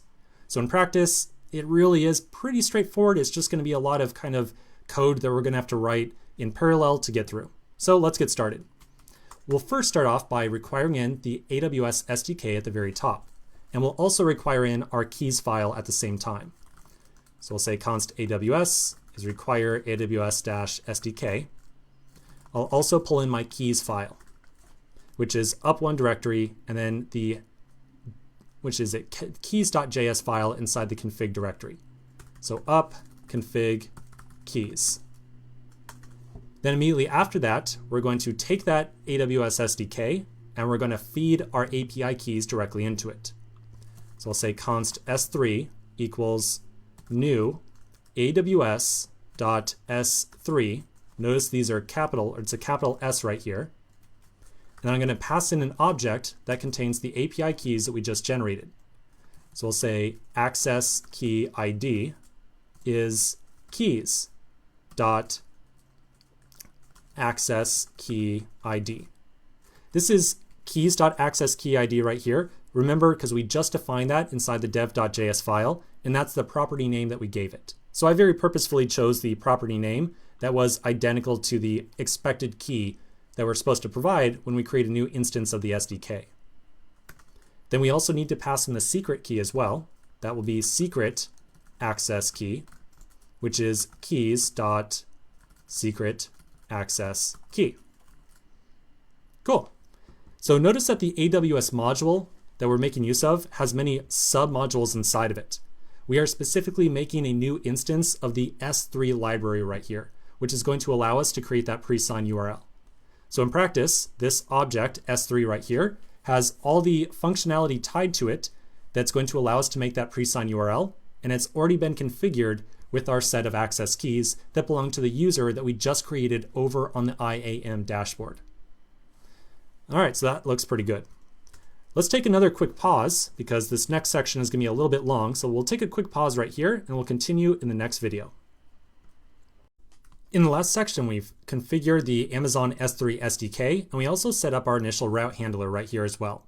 In this section, we're going to start looking at the Amazon SDK, specifically the S3 module, and we'll talk about some additional concerns that we probably might want to think about when it comes to handling image upload.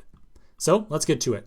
I first want to get started by pulling up the documentation for this S3 module, and I want to give you a better idea of exactly what function we're going to be calling.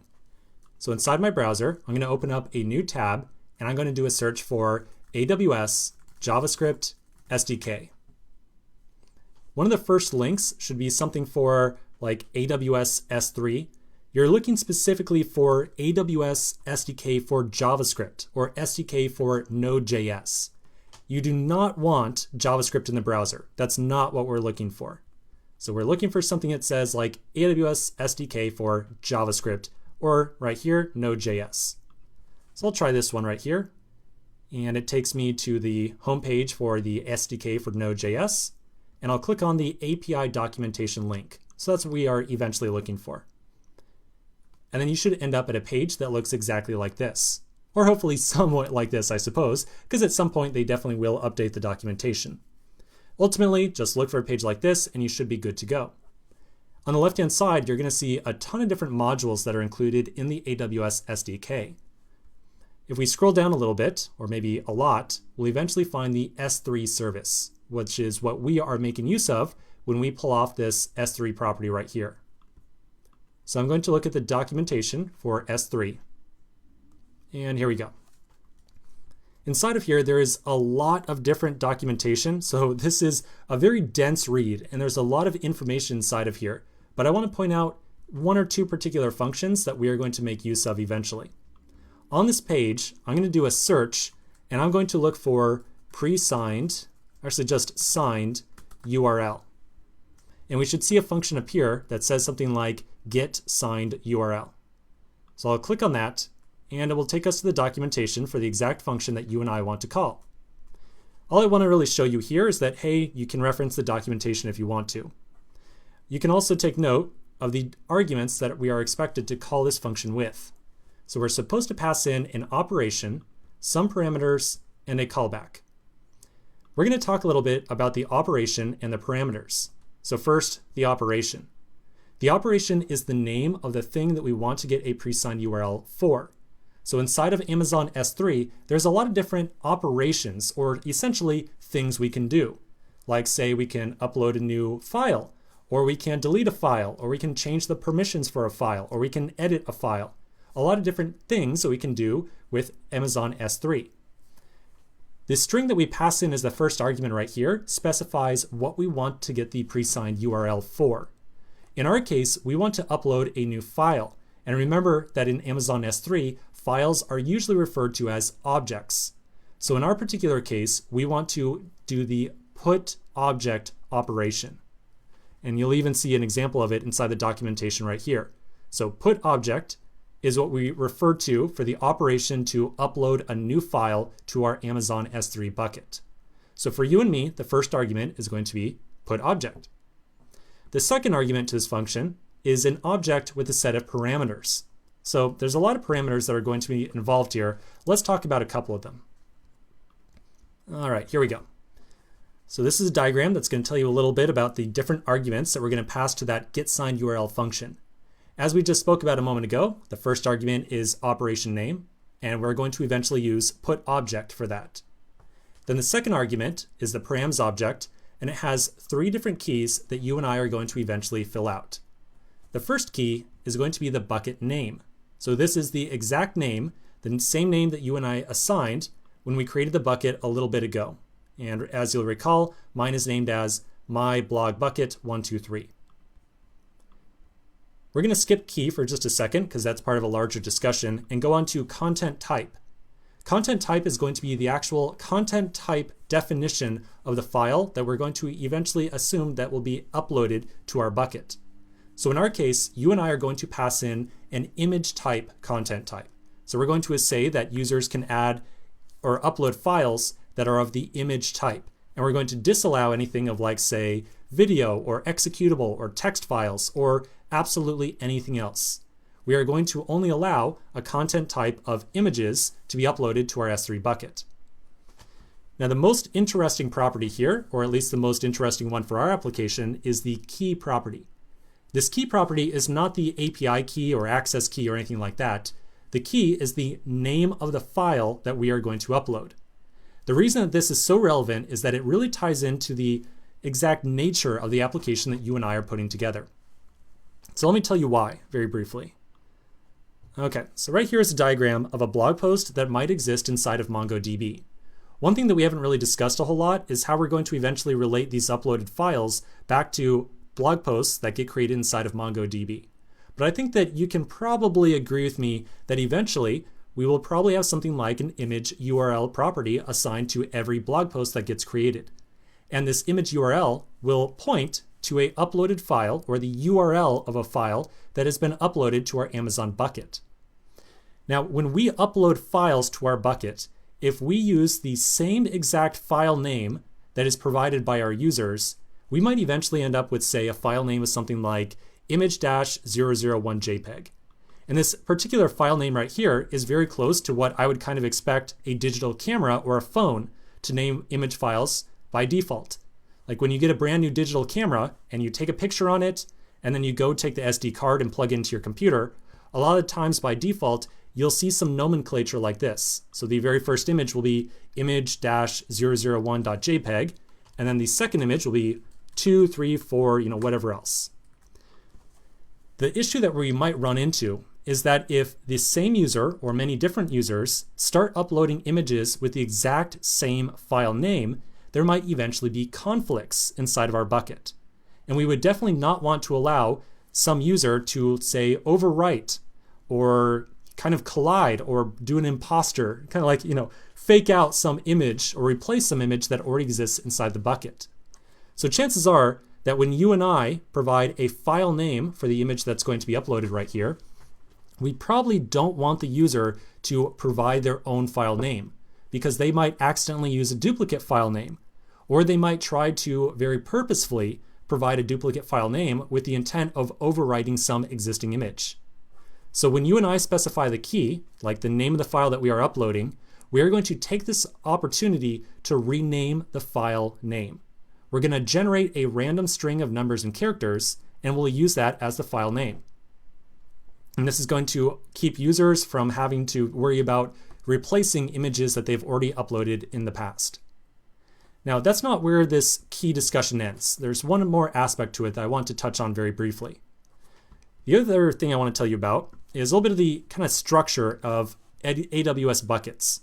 So when you and I create a bucket right here, we get essentially a flat file store inside of it. Amazon buckets don't really have the concepts of folders inside them or any type of directory structure. They kind of do inside the UI, as you'll see in just a little bit, but internally, they don't really have any idea of what a folder is. It's really just a flat store of a bunch of different files. However, if you use a file name or a key name that has a slash in it, then Amazon will interpret that as kind of being like a folder. Now, inside of our application, we very much kind of would like to make use of folders, and let me tell you why. Let's imagine that we have our bucket right here, and we've got some number of user folders inside of it. If we had the idea of folders, then we could isolate all of user 123's images away from user, say, 456. This would really just double make sure that we would never run into that issue of having one user try to overwrite images that belong to another user. In addition, this would also make sure that if one of our users ever decided to delete their account on our platform, rather than having to go hunt down all the images that belong to them, we could just find their folder and then delete that entire folder with all the images inside of it. So you and I very much probably would want to organize all of our images inside of folders, where each folder belongs to one particular user. Now, like I said, this gets a little bit complicated because AWS buckets don't really have the idea of folders, but we can get around that by using a slash in the file name itself. And just by putting a slash in the file name, Amazon will interpret that as meaning like this is supposed to be a file. And as I said, we'll see a good example of that once we actually start doing some uploads and we look at the files that eventually get uploaded inside of our bucket. Okay, so that's a little bit on the different options that we're going to pass to this GetSignedURL call. So let's wire up this actual function call in the next video, and then we can eventually make use of this URL back inside the React side of our application. In the last section, we spoke about the GetSignedURL function call that we're going to eventually make inside of our route handler. There's two arguments for it, the operation name and the params object. And we spoke about the bucket, key, and content type properties. In this section, we're going to go back over to our code base inside of our code editor, and we're going to start working on the route handler of API/upload, which is where we're going to do the function call for GetSignedURL off the S3 module. So let's get to it. Inside the route handler itself, we will immediately call s3.getSignedURL. And notice that R and L right here are lowercase. As the first argument, we will provide the operation name that we want to create the signed URL for. So it's going to be put object, which is the operation name for essentially uploading a new file to a bucket. I'll then pass in an empty object that's going to have those bucket, key, and content type properties. So first we'll do the bucket property. So this is going to be the name of the bucket that we want to create this key for, or this URL for. We're going to create the bucket property, notice that it's a capital B right here. And then it will be a string of the name of the bucket that you and I just created. So I've still got my bucket console up over here. And as you'll recall, my bucket name is my blog bucket 123. So I will say my blog bucket 123. Then as the second argument, we need to pass in our content type. So this is the type of the file, or the content type of it, that we're going to allow our user to eventually upload. For right now, we're going to hard code in a content type of JPEG. And we'll come back in just a little bit and do a little bit of a refactor on this once we have a better idea of how this entire process works. So I'll say content type is going to be the string JPEG, like so. And then finally, we need to also pass in a key property, which is supposed to be the name of the file we are uploading. And as we discussed in the last video, we can also take advantage of this key property right here to kind of simulate file system or a file structure or folder structure inside of our bucket. So generating this key property is going to be a little bit more complicated than the other two properties that we just put together. So let me show you eventually what we want our key to look like. We eventually want a key that looks something like my user ID slash and then some random string of characters.jpg, like so. So eventually we want a key that looks like this. And of course, my user ID is supposed to be the actual user's ID as recorded inside of Mongo. So the presence of this slash right here is what's going to kind of trick Amazon S3 into thinking that it has some type of folder structure, when in fact, as we discussed in the last section, it does not at all. And then as we also discussed, we're going to rename all the files that get uploaded with a random string of characters and letters. And that's going to prevent anyone from accidentally or purposefully uploading images over other users.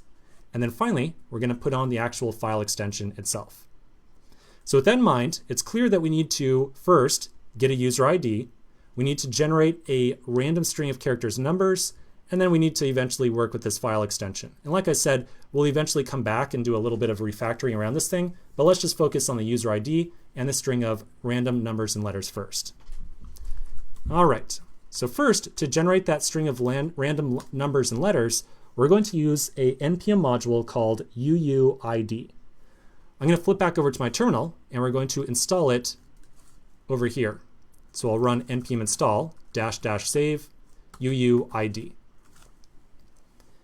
This is a module that will generate a tiny user ID or unique user identifier, I believe is what UUID stands for. Essentially, it's a grouping of random characters and letters that has a very, very, very, very high probability of always being unique. So this is a very easy way to get some unique identifier to tie to all the images that get uploaded. Back inside of my code editor, I'll upload that module that we just installed at the top, or I will require it in. I think I said upload, my mistake. So I will require in UUID. And inside this package, there's actually multiple implementations of the UUID algorithm. We want specifically V1, like so. There's nothing really special about V1 right here. If you go look at the documentation for UUID, they will just say, oh yeah, we've got multiple implementations. You can use whichever you want, but if you want V1, here you go. Again, nothing special about V1. So then, back down inside of our route handler, we can start creating our actual key that's going to represent the file name inside of our bucket. I'm going to create a new variable called key, and we're going to generate our new key, or our file key, inside of a ES 2015 template string. So notice that right here, I'm using backticks. I'm not using quotes, these are backticks right here. The first thing that we want to put into this string is the user's ID. And remember, we have access to the current user on our request object that gets passed into our route handler. So I'm going to put down $ curly braces, rec.user, so that's my user ID, or excuse me, my user object, and then to get the ID, I'll say .id like so. Next, we're going to put in a /, which is going to function as our kind of directory structure inside of our S3 bucket. I'm going to collapse the left-hand side here just so you can see the whole line more easily. And then I'll put in my /, like so. And then finally, we will use that UUID module to make our random file name. So after the /, I'll put in another $ curly brace, and I will call UUID as a function. So that's going to be our file name, and then finally at the very end we'll put in our actual extension, which is going to be .jpeg, like so. Again, for the third time, we're going to come back in a little bit and fix up the file extension, but for right now, I think we're covering enough topics at simultaneous speed right now, so we're going to just hard code the JPEG extension for right now. All right, so this looks good. Now you might notice one little hole in the logic that is kind of going on with our route handler right now. And honestly, if you didn't notice this, not a big deal at all, because this is an application that you kind of inherited, so to speak. The one thing to be aware of with this route handler is that we currently don't have any real restriction about there needing to be a currently signed in user. So we want to make sure that only users or only people who are actually signed into our application are able to make requests to this route handler. Because of course, we eventually want to get access to their user ID, and we've also placed the restriction of saying that you have to be logged into the application before you try to upload any images. So as a quick reminder, this is something that we looked at way long ago inside the course. Inside the middlewares directory, there's a middleware called require login right here. And this does nothing but assert that the user who's making any given request is signed into the application. So I'm going to require this middleware into our upload routes file, and I'll hook it up to this request handler. And that will ensure that anyone who's trying to upload a file is not only logged in, but it will also have the side effect of making sure that we always have a user ID available right here. So at the very top, I will require in require login from up1 directory middlewares require login, like so. And then I'll wire that into my request handler, putting it right before the actual function declaration. So I'll say require login, like so. And remember, with middleware, we do not invoke it right here, even though it is a function. So we are not putting down the parentheses. We're just leaving the function reference like so.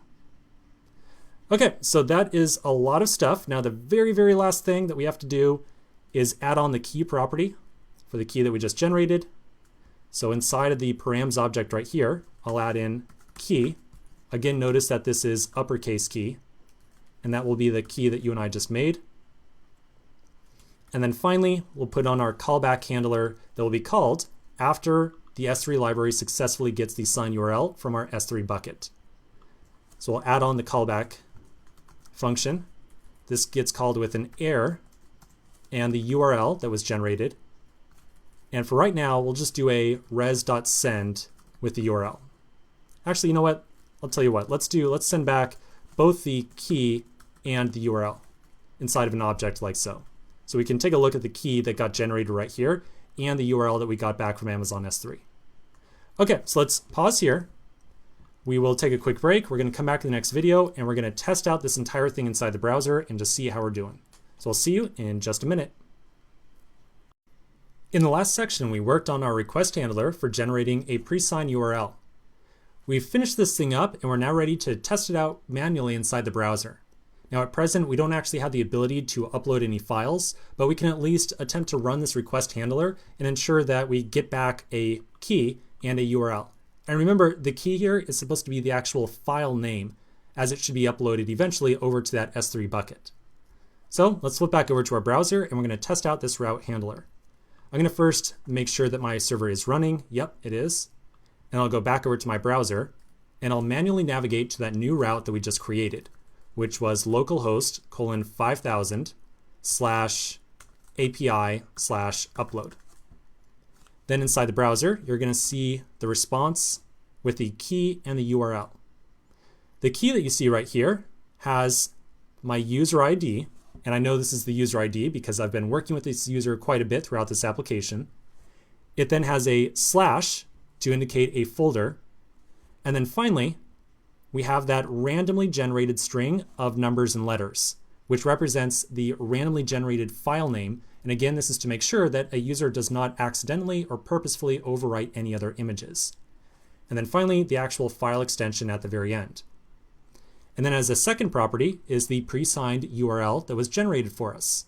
So you'll notice that this is a reference to my blog bucket 123, or whatever your bucket name is in your case, at Amazon AWS, and it's got all those other properties that we discussed in that diagram that we looked at a little bit ago as well. So everything, where is it? One more. Here we go, right here. So that's the pre-signed URL that we were talking about just a little bit ago with the file name that is expected to be uploaded. It's got the access key, the content type, all that other stuff attached to it as well. Okay, so this looks pretty good. I think that we're ready to now pivot back over to the front end side of our application and start making a jab at actually wiring this stuff up all together. So let's continue the next section, and we're going to see if we can't get all this stuff working. In the last section, we tested out our new route handler and saw that it was successfully generating our key or file name and generating our pre-signed URL as well. We're now ready to move back over to the front end of our application. Remember that we had left off inside that SubmitBlog function, and inside there we're going to add in some code that's going to, let's take a look at the diagram really quick, back right here. So we're going to add in some code to make that GET request to get the pre-signed URL that we just saw inside the browser, and then we will use that URL to actually upload the file over to AWS. So that's what we're going to take a shot at inside this section. All right, so back inside my code editor, I'm going to find that SubmitBlog function that we had been looking at previously. So inside my client directory, I'll find the src folder, the actions folder, and then the index.js file. And inside of here, I'll scroll on down to SubmitBlog.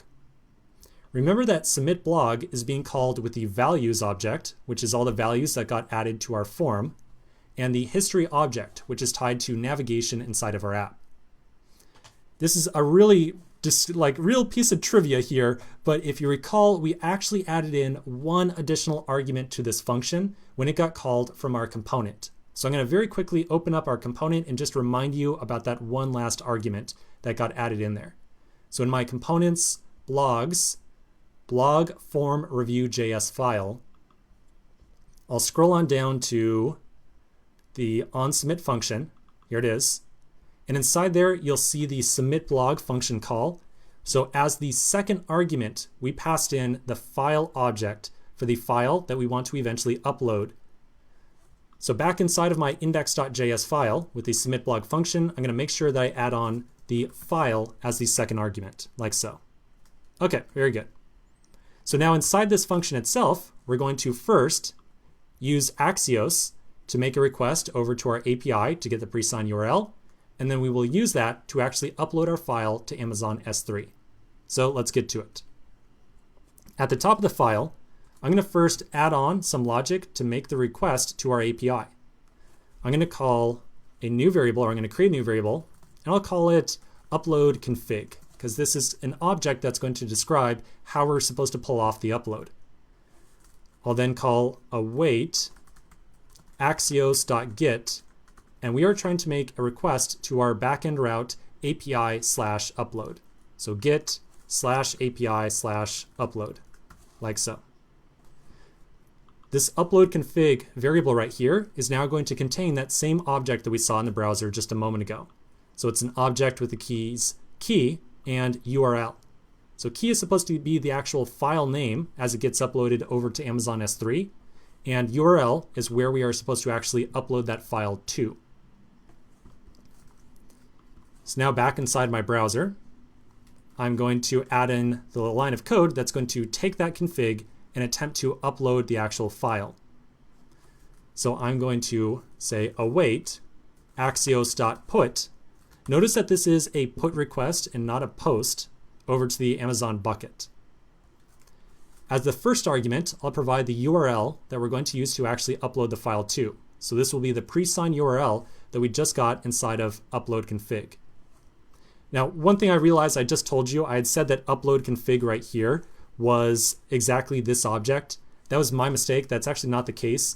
Upload config is actually an object that has a data property that contains this URL. So whenever we make an Axios request, the actual data that gets returned is on an object on the returned object, or excuse me, on a property on the returned object of data. That was my mistake. So we'll say axios.put upload config.data.url. As a second argument, we'll specify the file that we want to upload. So that will be this file right here, the file argument that we just passed in. And then as a third argument, we are going to forcibly add on one additional header to this thing. So one additional header. And that's going to be headers. And we're going to manually specify the content type of this request. So remember, back inside of our route handler, when we actually added on the content type right here, we had said that we wanted to use a content type of JPEG. So we need to make sure that when the request actually goes over to AWS, we use the same content type, because that's one of the layers of security that actually gets uploaded or kind of handled inside this entire upload process, making sure that the same file type actually gets uploaded as what was initially requested. So for this header, I will say content type. Notice that this is inside of a string because dashes are not valid inside of JavaScript keys. And then for this one, back over here, we had said JPEG. This is actually, I just realized, again, quick mistake here. This is not actually a valid content type. We actually want image/JPEG. Like I said, we're going to come back with all this like file name JPEG stuff here in just a moment. That was my quick typo. So it really is image/JPEG. And we are going to refactor that in just a moment. And then back over inside the front end client, we're going to add on file.type like so. So this is the file right here that got uploaded in our form, and we're just going to rip the type property off that. Okay, so I think that we're just about ready to test this out. Now at present, we are doing the upload right here, but we're not actually making use of whatever happens in that entire process. So for right now, we're just going to kind of let this thing happen. We'll go look at what happens inside of our S3 console, and we'll ensure that the file successfully got uploaded. And after that, we'll then worry about somehow tying the uploaded image to the blog post that we are creating very shortly after. So let's give this a quick test. Inside my browser, I'll go to our application at localhost 3000. I'm going to make sure I'm logged in. Yep, I am. I'll go to my blogs. I will grab some lorem ipsum text real quick. I'll do my image blog. I'll add in my content. I'm going to select an image. So on my desktop, I've already got a couple of JPEGs on here. Actually, in this case, it's a PNG. I think that should work anyways. Let's give it a shot. Let's just see what happens.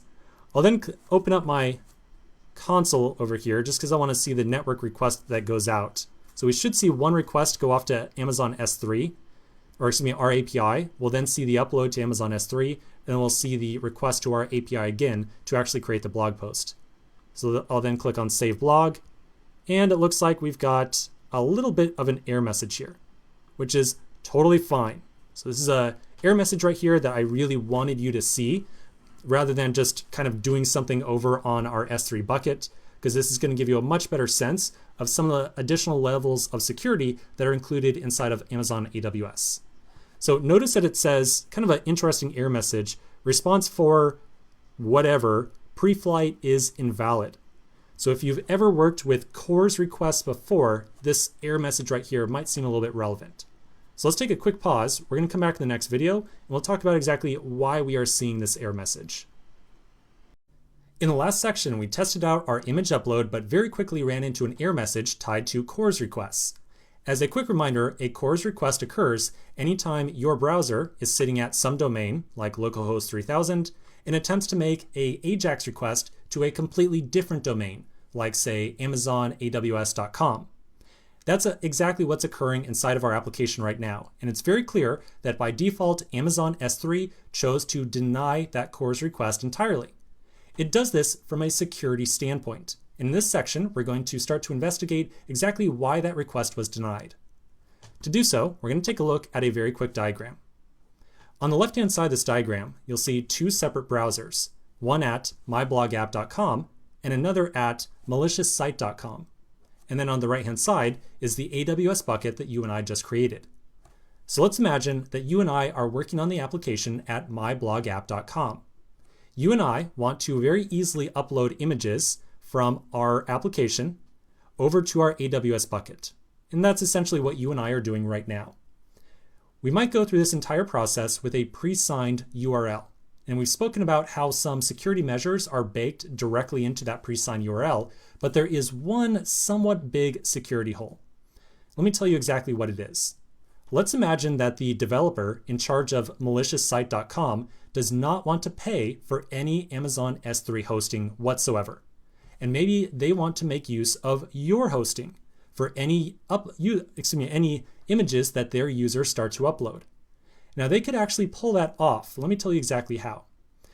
This other competing developer over here could say that anytime one of their users attempts to upload an image, their application could very quickly make a request for a pre-signed URL over to our API. Now, our API has some restrictions built into it, like say our API requires you to be signed in, and it also requires, it also denies CORS requests by default as well. But at the end of the day, trust me, if someone wanted to, they could get their hands on a lot of those pre-signed URLs very quickly. So this malicious developer over here could say that anytime someone tries to upload an image on their service, they could very quickly make a request over to our API, get a pre-signed URL, and then provide that URL back to their users and allow their user to upload an image from their site over to our S3 bucket. And obviously, you and I definitely do not want that to occur. So anytime someone tries to do an upload from some given site over to an S3 bucket, that S3 bucket by default is going to completely deny it on a CORS request perspective. So in order to get our product working, we need to tweak the CORS configuration on our S3 bucket. To do so, I'm going to open up our S3 management console. So here it is back at myblogbucket.com, or excuse me, myblogbucket123. I'm going to click on permissions, then the CORS configuration button. And inside of here, you'll see the default configuration for CORS inside of the bucket that we just made. At present, there's exactly one rule inside of here. It allows GET requests to come from any URL. Now this is a rule right here that we might want to eventually disallow and say that if you're on a different domain, you cannot get images from our bucket. But for right now, I think it's totally okay, and we will allow it. This is a CORS rule around GET requests. So we want to make a second rule that specifically targets PUT requests, which is what we are doing inside of our application anytime we try to upload an image. So I'm going to copy the CORS rule. I'll then paste it down underneath again, and then we're going to update some of the configuration inside this thing. First, we're going to update the allowed origin. We're going to remove the star and replace it with a domain that users are currently uploading images from inside of our app, which for us is http://localhost 3000. We want to allow PUT requests, not GET requests. And then finally, we're going to replace the allowed header with simply star, like so. I'll now save this file, and then we should be able to go back over to our application and test out the image upload again. So I'm going to go back over to our app. I'm going to again select an image to upload. This time I've got a JPEG right here. And then I'll click on Save Blog. And when I do so, we'll see that we eventually get redirected back over to our application. Here's the My Image blog, which is the one I just added. And it definitely looks like we made a PUT request successfully over to that pre-signed URL. So this looks great. Let's take a quick pause right here and continue in the next video. In the last section, we were able to successfully upload an image from our application directly over to Amazon S3. We're now going to go over to our S3 dashboard and check out the actual uploaded image file. So if I go back over to my dashboard, I can click on the Overview tab and then click on the little refresh button over here on the far right. When I do so, I should see the folder appear with my user ID as the folder name. So now all of our images will be stored inside of separate folders where every folder belongs to a separate user. If I open up that folder, I can then see the uploaded file inside of here. Awesome, so it definitely looks like this worked out. Now there's still two things that we have to do inside of our application. If you click on this image itself, scroll down a little bit and then click on the link, you'll notice that we see a real nasty access denied message. So the first thing we have to do is make sure that users can actually access images after they've been uploaded. Right now, our bucket is entirely in lockdown mode, and no one can access or view any images that are stored inside of it. The other thing that we have to do is to make sure that after we successfully upload an image inside of our SubmitBlog function back inside the index.js file, we need to make sure that we take that URL that is generated from that upload and somehow include it along with the blog creation. And then on our API, we need to make sure that when we create this new blog post, we somehow store a link to the attached image along with it. So let's take a quick pause right here. We're going to start tackling these two problems in the next video. In the last section, we got an access denied message when we tried to actually view our image file. So at present, our entire S3 bucket is in total lockdown. This means that no one can access anything that exists inside of it, not even us, even though we own everything inside of it. So in this section, we're going to make a small modification to the permissions around our bucket and ensure that anyone who tries to access the contents of it can freely see individual images inside. All right, so we're going to start off by going back over to our dashboard. I'll then find the link back to the actual image or the S3 bucket dashboard itself. I'll go to the Permissions tab, and then I'll click on the Bucket Policy right here. We're going to use this editor to create a new policy that's going to allow absolutely anyone to get access to the contents of images stored inside of our bucket. Now, one thing that's really important to note here is that this really is the entire point of our application, right? We are making blog posts and we want people to see the images tied to them. The reason I mention this is that as soon as we allow public access to the contents of our bucket, Amazon is going to start complaining to us and say, hey, danger, the contents of this bucket are publicly available. And that's completely okay. The entire point of our application is to allow people to see the content or the images tied to blog posts, so it's totally okay that the contents of our bucket is public. Now for this policy editor, we're going to click on the link for policy generator at the very bottom, and we're going to use this generator to make a new policy that's going to allow everyone to see the contents of every single image that gets uploaded. At the policy generator screen, we're going to make sure that we select S3 bucket policy. We'll use effect allow, which means that we are about to allow or set up a rule that allows some action inside of our bucket, as opposed to denying some specific action. For principal, this is going to set who this policy applies to or who this rule applies to. This rule is going to apply to everyone in the world, so we're going to enter in star for it. We will leave the AWS service at Amazon S3. And then for actions, we're going to scroll on down to the get object action and check that one.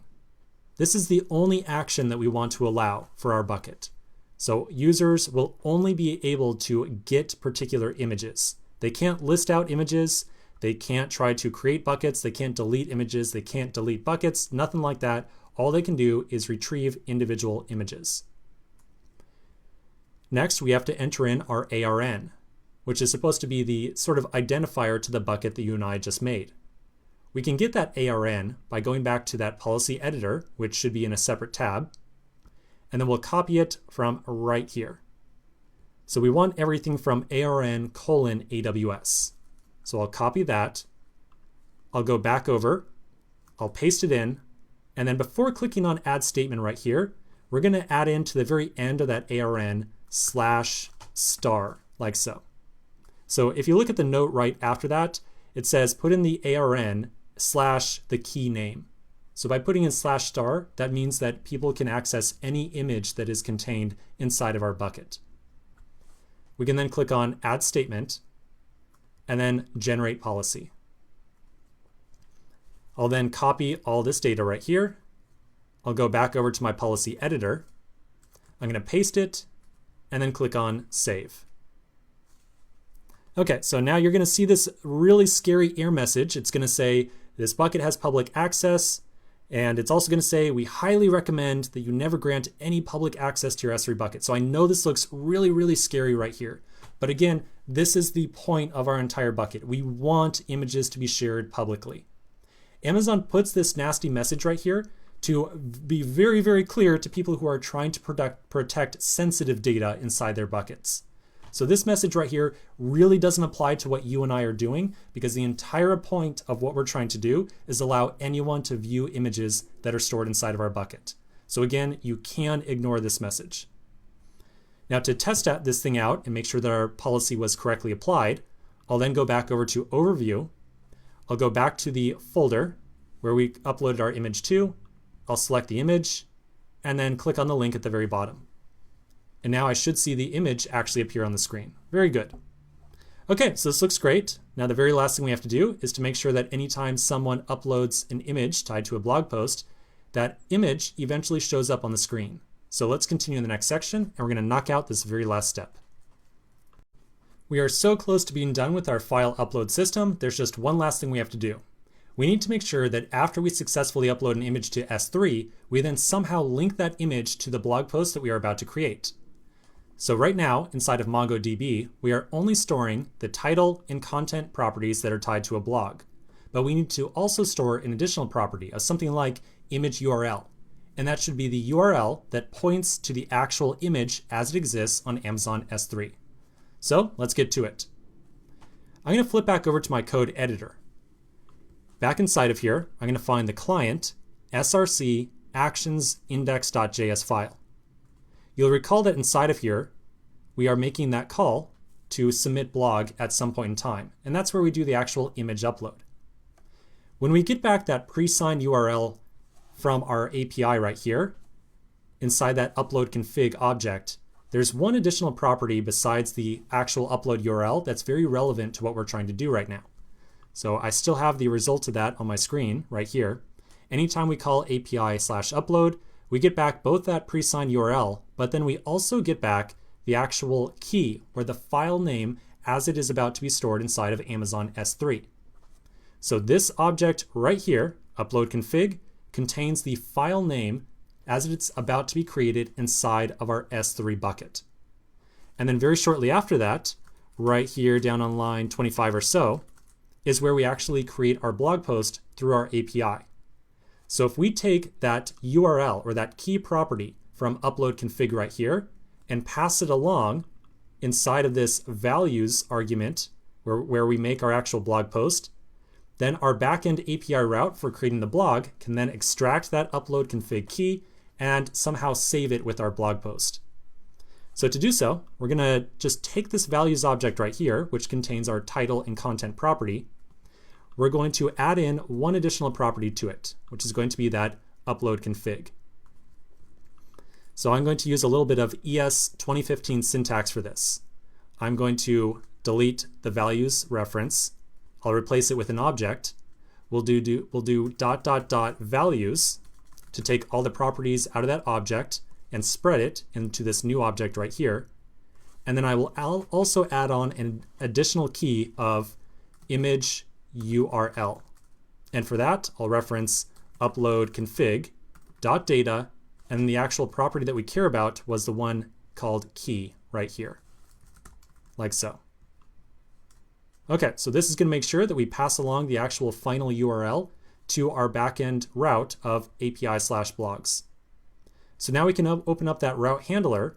We'll also update our blog post model and make sure that we take that image URL property and save it to our backend as well. So I'm going to go back over to my routes folder, I'll open up the blogroutes.js file. Inside of here, I'll scroll down a little bit to find our post request handler for creating a new blog. And then right underneath that, you'll see where we take the request body and destructure off the title and content. So inside of here, I'm also going to destructure off the image URL that gets passed along as well. Then right after that, we create a new blog and pass in title and content. And so now we're also going to pass in image URL, like so.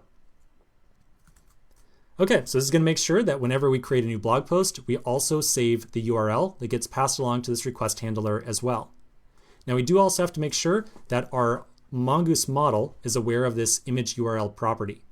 So I'm going to open up models, I'll open up the blog.js file, and I'm going to add on an additional record or additional property to this of image URL. I'm going to say that's always going to have type string, like so. Okay, so I think that should just about be it. Let's take a quick break right here and then test this out in the next video. In the last section, we made sure that we took the uploaded image URL and saved it along with the blog post.